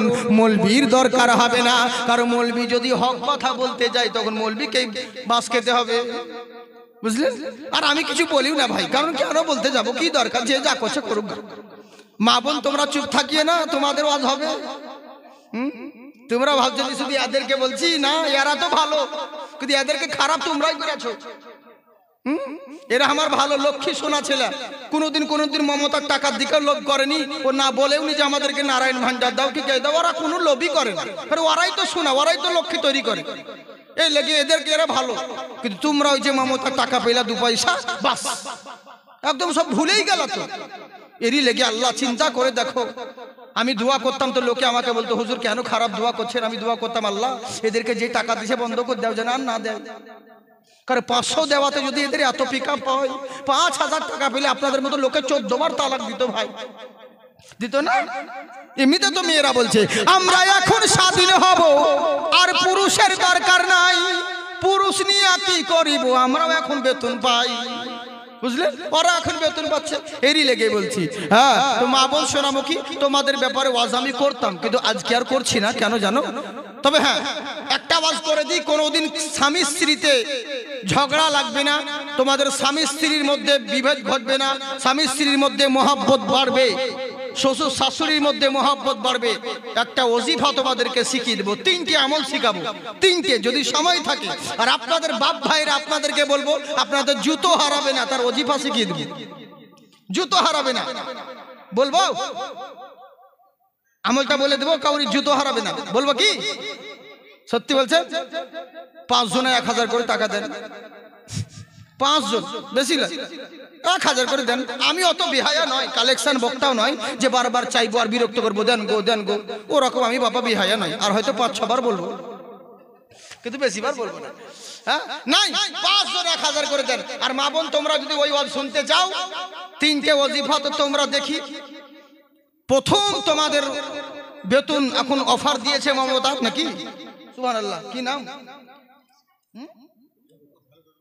ভালো করে বলো বাবু। আজিজুল হোসেন, আদিল হোসেন, 1000 টাকা জিন্দাবাদ। একজন হয়েছে, আর 4 জন দেন তাহলে হবে। হ্যাঁ, আর শুনেন, এখন নাকি অফার দিয়েছে, 500 ছিল, এখন বলে 1000 করেছে নাকি? হ্যাঁ, তবে একটা কথা শুনুন, গাছে নতুন ফল ধরলে পরে লোকে আমাদেরকে দিত ফাতিহা করতে, মুরগিতে প্রথম ডিম পারলে লোকে আমাদেরকে দিত, এখন আর কেউ দেয় না, নিজে নিজে খেয়ে নিচ্ছে। এই লেগে বলবো মা বোন, প্রথম বেতনটা কমসে কম আমাদেরকে দাও। জালসার তোমাদের মসজিদের জন্য দাও, প্রথমকার বেতনটা নামটা লিখাও, ইনশাল্লাহ বরকত হবে, দেখবে দোয়া করে দিব। ভুল করে কার অ্যাকাউন্টে টাকা তোমাদের অ্যাকাউন্টে চলে আসবে। হ্যাঁ, আর যদি টাকা না দাও তো তোমরা তো ভালো করে জানো, আমি আবার উল্টা দোয়া করতেও জানি, ফিঙ্গার মিলবে না শেষে তোমাদের। হ্যাঁ, আর কোনো চিন্তা নাই, পয়সা যদি না দাও না, তখন হাতে মেম্বার আছে সাদিকুল দা, বলে দিব যারা লক্ষ্মী ভান্ডার বা সবার নাম কেটে দেন, যেন টাকা না ঢুকে। হ্যাঁ হ্যাঁ, এরই লেগেই বলবো, চিন্তার কোনো কারণ নেই। এদের 1000 হয়েছে, তাড়াতাড়ি আর 4 জন দিন বাস। হ্যাঁ, বিশ্ব জগতে ঘুরিলে যার জোড়া পাবে না। সাদিকুল ভাই, সুবহানাল্লাহ, তোমার ভাই লাই আমার ভাই। 2 3 4 5, সুবহানাল্লাহ সুবহানাল্লাহ। এই দেখেন, নারে তাকবীর, নারে সালাত। সাদিকুল সাহেব 5000 টাকার দাতা, বলুন জিন্দাবাদ। আল্লাহ তুমি তার নেকদানকে কবুল করুক, মাশাআল্লাহ, সুবহানাল্লাহ, জিন্দাবাদ থাকুক। ছেলে মেয়ে সুখে সংসারে যেন থাকেন, বলেন আল্লাহুম্মা আমিন। গরিব হতে পারি, ছোটখাটো, আমি কত বড় বিশাল বড় মাদ্রাসায় পড়ে তালিব ইলম মানে ডিগ্রি হাসিল করিনি, অত বড় আলিমও নয়, অত বড় বক্তাও নয়। জাস্ট আজকে সারা ওয়ার্ল্ডে এত পপুলার হয়েছি একটা মাত্র কারণ, ওলিয়া উলিয়ার নিগাহে কারামে আমার হুজুর তাজুস শরিয়ার ফয়জু কারাম রয়েছেন আর কেবলমাত্র আপনাদের দোয়া আছে বুঝেছেন। আমি নবীর দুটো বয়ান করি, একটু সম্মান বয়ান করি, একটু ওলিয়া উলিয়াদের গজল মানকাবাত বলি বলে আজকে আল্লাহ আমাদের এত সম্মান বাড়িয়েছেন বুঝলেন। তেরি হচ্ছে ব্যাপার বাপজি সোনামুখী। তবে এই জবানে যা বলি তাই হবে, চিন্তার কোনো কারণ নেই। মুসাফির মানুষ বুঝেছেন, অনেক দূর থেকে আসছি, আপনাদের জন্য দোয়া করে দেব। মুসাফিরের দোয়া আল্লাহ পাক কবুল করেন, কোনো চিন্তা নাই। জান আল্লাহ পাক তোমাদের সকলের নেক দানকে কবুল করবে, সকলের রুজি রোজগারে বরকত দিবে, বলুন আল্লাহুম্মা আমিন। যাকগে 5000 টাকা দিয়েছেন আমার সাদিকুল ভাই। 4 জন চেয়েছিলাম 1000 করে, একজন দিয়েছেন, এখনো 4 জন বাকি আছে। তাড়াতাড়ি দিন, তাড়াতাড়ি দেন। আর মা বোন তোমাদেরকে বলবো, প্রথমকার বেতন যদি পারো 5 জন মা বোন আমার শুধু লিখিয়ে দিও। ওই দেখেন কে গেছে মনে হয়, বলে কে নাকি গো, হ্যাঁ ওই দেখেন, জি সুবহানাল্লাহ, ওই দেখেন গিয়েছে 5 জন মা বোন। দেখি প্রথমকার বেতন 1000 করে টাকা, আজকে দিতে বলছি না, আপনারা যখন বেতন পাবেন তখন দিবেন। যদি সেটাও সম্ভব না হয় তো আপনাদের ইমাম সাহেব আছেন, মুফতি জিয়াউল সাহেব, উনি আছেন যোগ্যতম ইমাম, ওনার সামনে ওনাকে দিবেন। মসজিদের কাজ চলবে তখন দিবেন, নাহলে সামনে বার জালসাতে দিবেন। ওটাও যদি না পারেন তো মরার পরে দিবেন। যান মরার পরে দিতে বলছি, আর কত সুযোগ দিব বলেন, আরো সুযোগ দিতে পারি। যাকগে ইনশাআল্লাহ 5 জন প্রথমবার প্রথমকার বেতনটা দেখি। আর আপনাদেরকেও 5 জন বলেছি, একজন হয়েছে, 4 জন দিন তাড়াতাড়ি করে ইনশাআল্লাহ। আল্লাহ পাক আপনাদের নেক দানকে কবুল করবে। আমার জিন্দাবাদ। চাঁদ सूरज सितारे चले आएंगे, चांद सूरज सितारे चले आएंगे, और फरिश्तों का लश्कर चलाएगा। सुभान अल्लाह बोलिए भैया। তাড়াতাড়ি নিয়ে আসেন, তাড়াতাড়ি নিয়ে আসেন, জলদি করে। আপনিও সে আসরের নামাজ মাগরিব করে দিবেন। আচ্ছা, একজন 1000 টাকা দিয়েছে, একজন 500 টাকা দিয়েছে। আল্লাহ তুমি তাদের নেকদানকে কবুল করুক, মাশাআল্লাহ সুবহানাল্লাহ। 5 জন চেয়েছি, যান আরো 4 জন দিবে। দরকার হলে পরে নামটা লিখে নেবেন, তা বলে এখন যদি নাও থাকে মা বোন, দরকার হলে স্বামীর গলা কেটে, না তো বাতবা স্বামীর পকেট কেটে দিব, তাহলে হবে, গলা কাটতে হবে না। যাকগে বাপজি সোনামুখী, আপনাদের এখনো 4 জন বাকি আছেন, তাড়াতাড়ি হাত উঠিয়ে বলেন আল্লাহু আকবার। মাশাআল্লাহ। তাই এবার করলো কি শুনুন, আমার নবী মুস্তাফা সাল্লাল্লাহু তাআলা আলাইহি ওয়াসাল্লামের সাহাবী বলতে আছেন, বাবারে শোনো, তুমি নবীর মোহাব্বতটা তোমার আব্বা মায়ের কাছে শিখেছো? বলে হ্যাঁ হুজুর, আমার আব্বা মা শিখিয়েছে। বলে আমি নবীর মোহাব্বত শিখিয়েছি। আমার আব্বা বলেছেন, বেটারে জীবন যদি দরকার পড়ে, এই জীবনটা কারো দেওয়া নয়, আল্লাহর দেওয়া জীবন। এই জীবনটা নবী মুস্তাফার জন্য যদি বিলীন করতে পারো তাহলে লাভবান হবে। যদি প্রয়োজন পড়ে নিজের জীবন দিয়ে দিবে, ইসলাম থেকে কখনো পিছ পা হবে না। সুবহানাল্লাহ বলেন। তুমি বিশ্ব নবী, নূরের ছবি নবী মোহাম্মদ, তুমি বিশ্ব গুরু, সবার শুরু, খোদারি ইমদাদ, তুমি আল্লাহর ইমদাদ, তুমি প্যারা মোহাম্মদ, তুমি আল্লাহর ইমদাদ। সুবহানাল্লাহ বলেন। কত সুন্দর কালাম দেখুন, তার পুরাতন কিন্তু কালাম আলাদা, নতুন। আরেকটা মহিলা দিয়েছে, সুবহানাল্লাহ, এখানে 1000 টাকা দিয়েছেন। আর একজন মা আমার 1000 দিয়েছে। আল্লাহ তুমি তাদের নেকদানকে কবুল করুক, মাশাআল্লাহ, সুবহানাল্লাহ, সুবহানাল্লাহ। যাকগে মা বোনদের তরফ থেকে 2 জন হয়ে গেছে 1000 করে, আর 3 জন, আর আপনারা এখনো 4 জন বাকি আছেন। তাড়াতাড়ি দিন, ইয়াং ছেলে ভাই নাই, দোয়া করে দিব ভালো বউ পেয়ে যাবো, দিনরাত মোবাইল ঘাটতে হবে না। যাও 1000 করে টাকা দাও। নাই কোনো ইয়াং ছেলে পেলে আছে মনে হচ্ছে, কিন্তু আর দিবে না, পরে দিবে। যাকে আপনারা খুব ভালো মানুষ, একবার মোহাব্বতে সুবহানাল্লাহ বলে। তুমি আসলে ভাবে ত্রিভুবনে হইল উজালা, আরে গরিব ইয়তিম দুঃখী সবার মিটিল জ্বালা। আসলে ভাবে ত্রিভুবনে হইল উজালা, আরে গরিব ইয়তিম দুঃখী সবার মিটিল জ্বালা। তুমি নূরের রবি, ইসলামের ছবি, তুমি মুহাম্মদ, তুমি আল্লাহর ইমদাদ, তুমি প্যারা মুহাম্মদ, তুমি আল্লাহর ইমদাদ। তুমি বিশ্ব নেতা, সবার দাতা, তুমি মুহাম্মদ, তুমি বিশ্ব গুরু, সবার শুরু, আল্লাহর ইমদাদ। তাই আমার নবীর মুহাব্বত আমার আব্বা মা শিখিয়েছে? বললে বাবা তোমার আব্বা কি বেঁচে আছে? বলে নাই হুজুর, আমার আব্বা যুদ্ধের ময়দানে নবী মুস্তাফার জন্য শহীদ হয়ে গেছে। বলে কেমন করে শহীদ হলো? বলে ওই ইতিহাস আর জিজ্ঞাসা করবেন না, আমার চোখ দিয়ে পানি বয়ে যায়। আমি ছোট ছিলাম, আমার আব্বাজান যুদ্ধের ময়দানে নবী মুস্তাফার সামনে দাঁড়িয়ে ছিলেন।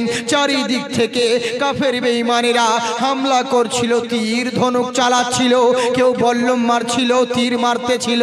আমার আব্বার শরীর থেকে রক্ত বইতেছিল, রক্ত ঝরতেছিল। চারিদিক থেকে যখন তীরের আঘাত আসে, এবার করলো কি? আমার নবী মুস্তাফা সাল্লাল্লাহু তাআলা আলাইহি ওয়াসাল্লামে যতগুলো সাহাবীগণ গোল করে আমার নবীকে ঘেরাও করে নিয়েছেন। ঘেরাও করার পরে আমার সঙ্গে সঙ্গে দূর থেকে একটা কাফের বেঈমানের তীর লাগবি তো লাগ, সোজা এসে নবীর এক সাহাবীর চক্ষু মুবারকে যেমন তীরটা এসে পড়ে গেল, আর যেমন তীর চোখে লাগা সঙ্গে সঙ্গে চোখটা খুলে জমিনে পড়ে গেল। আল্লাহু আকবার বলেন। চোখটা খুলে জমিনে পড়ে গেছে। যেমন জমিনে চোখ পড়ে যাবা, তেমনি আমার সাহাবী এক চোখ দিয়ে এই চোখ হাত দিয়ে চোখকে ঢেকে নিলেন। ডিম কতি বেলি রে, ও ডিম দিয়েছে মাশাআল্লাহ। ও ডাকের লেগে মনে হয় নাকি? ওহো দেরি আছে মানে এখন মোবাইল দেবো। জি জি জি সুবহানাল্লাহ সুবহানাল্লাহ। ওরে বাপ রে, না বাপ যাই বেশি বলতে পারবো না, বুঝলেন তো, প্রবলেম হচ্ছে। অনেকক্ষণ বললাম, আর কত বলবো? এখনো বলবো? আপনাদের বিরক্ত লাগে না? সত্যি বলছেন?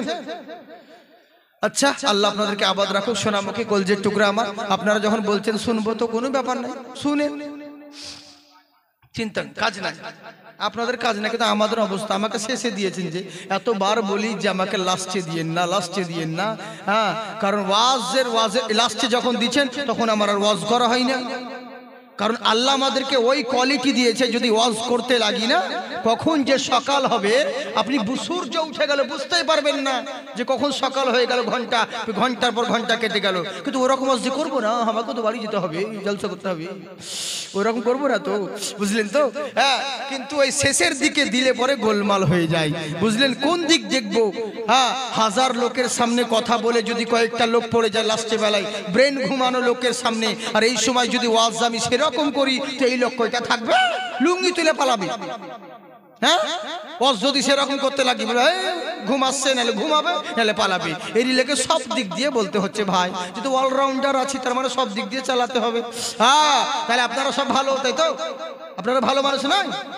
হ্যাঁ, আমরা সর্বশ্রেষ্ঠ মানুষ, আমরাই তো আশরাফুল মাখলুকাত, শুধু জুতো চুরি করি তাই, বাকি আমরা ভালো মানুষ। আমাদের মতন ভালো কে আছে গো? কেউ নাই। আল্লাহ, আমি অন্তর থেকে দোয়া করি আমার সকল মুসলমানকে আবাদ রাখেন, জিন্দাবাদ রাখেন। বলেন আল্লাহু মুহাব্বত। নবী মুস্তাফার সাল্লাল্লাহু তাআলা আলাইহি সাল্লামকে রুখতে গিয়ে কাফেরের তীর চোখে লেগে গেল। যেমন তীর চোখে লেগেছে, সঙ্গে সঙ্গে চোখটা খুলে জমিনে পড়ে গেল। নবীর চোখ দিয়ে খুন বইতে, সাহাবীর চোখ দিয়ে রক্ত বইতে আছে, খুন বইতে আছে। আমার নবী মুস্তাফা সাহাবীকে দেখে বললেন, কাতাদা শোনো, আমার কাছে এসো, আমার মোহাব্বতে নিজের চক্ষু শহীদ করে দিলে। সাহাবী বলছে, হুজুর চক্ষু কেন, আপনার মোহাব্বতে নিজের কলজে যদি দিতে হয় কোনদিন পিছ পাব না। ও যখন থাকি দূরে দিশে হারাম, এই হৃদয়ে লাগে বেদনা। নবী তোমায় কত ভালোবাসি, সেটা আমি ছাড়া কেউ জানে না। সুবহানাল্লাহ বলেন। আমি চেয়ে থাকি পূব আকাশে, লোকে দেখে আমায় শুধু হাসে। আমি চেয়ে থাকি পূব আকাশে, লোকে দেখে আমায় শুধু হাসে। আমি কোথায় যাব খুঁজে পাবো, আমি হারিয়েছি আসল ঠিকানা। নবী তোমায় কত ভালোবাসি, ভালোবাসি সেটা আমি ছাড়া কেউ জানে না। হুজুর আপনার মহব্বতে কলজেও যদি দিতে হয় কোনোদিন পিছপা হব না। আমার নবী বললেন সাহাবী শোনো। সাহাবীকে ডাকার পরে চক্ষুটাকে উঠালেন, উঠানোর পরে ধুলো বালি ঝেড়ে দিয়ে সাহাবীর চোখে লাগিয়ে দিলেন। নবী আমার থুথু মুবারক নিজের লোয়াব মুবারক সাহাবীর চোখে লেপন করে দিয়েছেন। সাহাবী চিৎকার মেরে বলে ওগো জগৎবাসী শোনো, আমি আগে যেমন দেখতে পেতাম নবীর থুথু মুবারক লাগানোর পরে আরো আমি দ্বিগুণ দেখতে পাচ্ছি। সুবহানাল্লাহ। চিন্তা করো, যেই নবীর থুথুর কামাল এত হতে পারে, না জানি সেই নবী জাতের ক্ষমতা কত হতে পারে। এবার করলো কি, আমার সাহাবী নবী মুস্তাফার সামনে রয়েছে, কাফেররা তীর মারতে লাগলো, চারিদিক থেকে তীর ছুটতে লেগেছে। অবশেষে আমার সাহাবীর পিঠে এক নয় দুই নয় করতে করতে 39 খানা তীর সাহাবীর পিঠে লেগেছে। তবু আমার সাহাবী মুচকি মুচকি হাসতে আছে। 39টা তীর পিঠে লেগেছে, তবু মুচকি হাসছে। ভাবতে পেরেছে চারটিখানি ব্যাপার। কেন মুচকি হাসছিলেন বলেন তো? কারণ সামনে নবী মুস্তাফা আমার দাঁড়িয়েছিলেন। সাহাবীর চোখে পানি দেখলে পরে নবী কষ্ট পাবে, আর নবী যদি কষ্ট পেয়ে যায় মহান আল্লাহ নারাজ হবে। তাই মরে যাব, নবীর চোখে কষ্ট দেখতে চাই না, অশ্রু দেখতে চাই না। এই বলে করলো কি, কতক্ষণ রক্তে মাংসে গড়া মানুষ, দুনিয়া থেকে তো বিদায় নিতেই হবে, আর কত সহ্য করবে। উপর হয়ে জমিনে পড়ে গেল। আমার সাহাবী চিৎকার মেলে বলেছিল জগৎবাসী শোনো, আমার নবী মুস্তাফার জন্য নিজের জীবন যদি দিতে হয় তোমরা জীবন দিয়ে দিও, কোনোদিনই পিছপা হবে না। আমি সেই আব্বার সন্তান। আমার আব্বা বলেছিলেন বেটারে আমি আর কিছু রেখে গেলাম না, তোমাকে আমানত রেখে গেলাম, যদি প্রয়োজন পড়ে নবীকে তো দেখতে পাওনি কিন্তু নবীর সাহাবীদেরকে দেখতে পাবে, যদি দরকার পড়ে নবীর জন্য নিজের জীবন দিয়ে দিবে। আমি হলাম সেই ঘরের ছেলে, আমার নাম হলো আব্দুল্লাহ। বললে বাবারে সবাই বাড়ি চলে গেল, তুমি কি যাবে না? বলে যাব হুজুর, আমি চলে যাচ্ছি। এইখানে আর বললাম না, কারণ এই বাচ্চা ছেলের কথা বলতে গেলে 4 ঘন্টা লাগবে।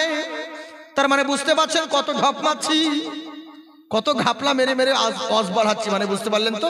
হ্যাঁ, কেটে কেটে মেন কিছু কথা আপনাদেরকে বলছে, সম্পূর্ণ ক্লিয়ার ভাই বলছে না। এবার করলো কি, এবার বাচ্চা ছেলেকে বলছে বাবা বাড়ি যাবে না? বলে যাব হুজুর। বলে যাও, তবে হ্যাঁ একটা কথা শোনো। বলে বলেন। একটা চিঠি লিখে দিলেন। চিঠি লিখার পরে এবার বললে বাবা এই চিঠিটা খুলে দেখবে না, বাড়ি যাবার সময় রাস্তার ধারে জঙ্গল রয়েছে, ওই জঙ্গলে একটা গাছে টাঙিয়ে দিবে, বাড়ি যাওয়ার সময় গাছে এই চিঠিটা টাঙিয়ে দিবে। যেমন গাছে চিঠিটা টাঙিয়ে দিবে তারপর পিছন দিকে তাকাবে না, বাড়ি চলে যাবে। বাচ্চা ছেলে চিঠি নিয়ে জঙ্গলের একটা গাছে টাঙিয়ে দিলেন, তারপরে বাড়ি চলে গেল। এবার বাড়ি যাওয়ার পরে ফজর হয়ে গেছে, ফজরের নামাজ পড়ার জন্য সবাই যখন বাড়ি থেকে রওনা হতে লাগলো, রাস্তাতে আর পা বাড়ানো যাচ্ছে না, রাস্তায় আর পা বাড়ানো যাচ্ছে না। আমার কথা আপনাদের বুঝতে অসুবিধা হয় না তো? ভালো করে বুঝবেন তাহলে হবে। কারণ কি জানেন, ইন্টারনেটের যুগ, হাজারো জায়গায় প্রোগ্রাম করছি, কোথায় কি বলি অত মনে থাকে? এরই লেগে আমি বলি যে আমাকে শুধু ইশারা করে দিবেন, বাস মুহূর্তের মধ্যে টপিক চেঞ্জ করে দিব। হ্যাঁ, তো যাকে মন দিয়ে শুনুন বাবজি আমার, হেদায়াতপূর্ণ কথা। যখন বাচ্চা ছেলে চলে গেল, এবার সকালবেলা ফজরে আজান দিয়েছে, সবাই বাড়ির থেকে বাইরে বেরোচ্ছে, কিন্তু রাস্তাতে আর পা বাড়া যায় না, কারণ পুরো রাস্তা রক্তেময় হয়ে গেছে, পুরো রাস্তাটা রক্তে লেলিহান হয়ে গেছে, পা বাড়ানো যাচ্ছে না। কোন লাশের মাথা একদিকে পড়ে আছে, কোন লাশের পা একদিকে পড়ে আছে, কোন লাশের হাত একদিকে ছিটকে পড়ে আছে, রক্তে বই। গ্রামবাসী আতঙ্কিত হয়ে গেল। হঠাৎ যদি এরকম রাস্তায় দেখেন যাওয়ার সময়, আতঙ্কিত তো হবে। সবাই মিলে গভর্নর হাউসে হাজির হলো।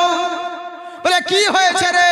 বললে হুজুর আব্দুল কালাম ঘটে গেছে, অঘটন ঘটে গেছে, বিস্ফোরণ ঘটে গেছে। কি হয়েছে খুলে বল। বলে হুজুর আপনি বলেছিলেন রাত্রে এশার নামাজ পড়ে যে যার বাড়ি চলে যাবে, রাত্রে বেলায় বাড়ির বাইরে কেউ বের হবে না, ফজরের আজানের দেওয়ার পরে বের হবে। ফজরের নামাজ পড়ে যখন বের হচ্ছি হুজুর, রাস্তায় দেখছি পা বাড়ানো যাচ্ছে না, শুধু লাশ পড়ে আছে, রক্ত বইতে আছে। আমাদের দেশে কে হামলা করে দিয়েছে, কে আক্রমণ করে দিয়েছে হুজুর। তখন সাহাবী আমার মুচকি হেসে বলছে, আগেই তো বলেছিলাম আমার কথা অমান্য যদি করো, রাত্রে বেলায় বাড়ির বাইরে যদি কেউ বের হও, জিন্দা বাড়ি ফেরত যেতে পারবে না, এখন দাও খেলা। তখন গ্রামবাসী বলছে হুজুর তাহলে আপনি মার্ডার করেছেন। বলে আপনি মার্ডার করেছেন? আমরা তো ভেবেলাম অন্য কে হামলা করেছে, আক্রমণ করেছে, কিন্তু আপনার যা কথা দেখছি তা মনে হচ্ছে আপনি মার্ডার করেছেন। বলেন না, আমি কেন করব বাবা? তোমাদের কি মনে হয় এতগুলো লোককে আমি মারতে পারি? আমাকে ধাক্কা মারলে তো আমি পড়ে যাব, আমি বয়স্ক মানুষ, আমার কি শক্তি আছে বাবারে? বলে হুজুর আপনি মারেননি, তাহলে কে মেরেছে? বলে কে মেরেছে এটা আমি জানি। আপনারা জানতে চান? হ্যাঁ, 10 জনে 500 করে টাকা দেন। 10 জন বেশি লাগে। খোদার ঘর মসজিদের জন্য বাবজি, নিজের দেওয়া কিচ্ছু নেই। জিন্দেগিতে যে ভালো কর্মটা করে যাবেন, আগে দিয়েছেন কিন্তু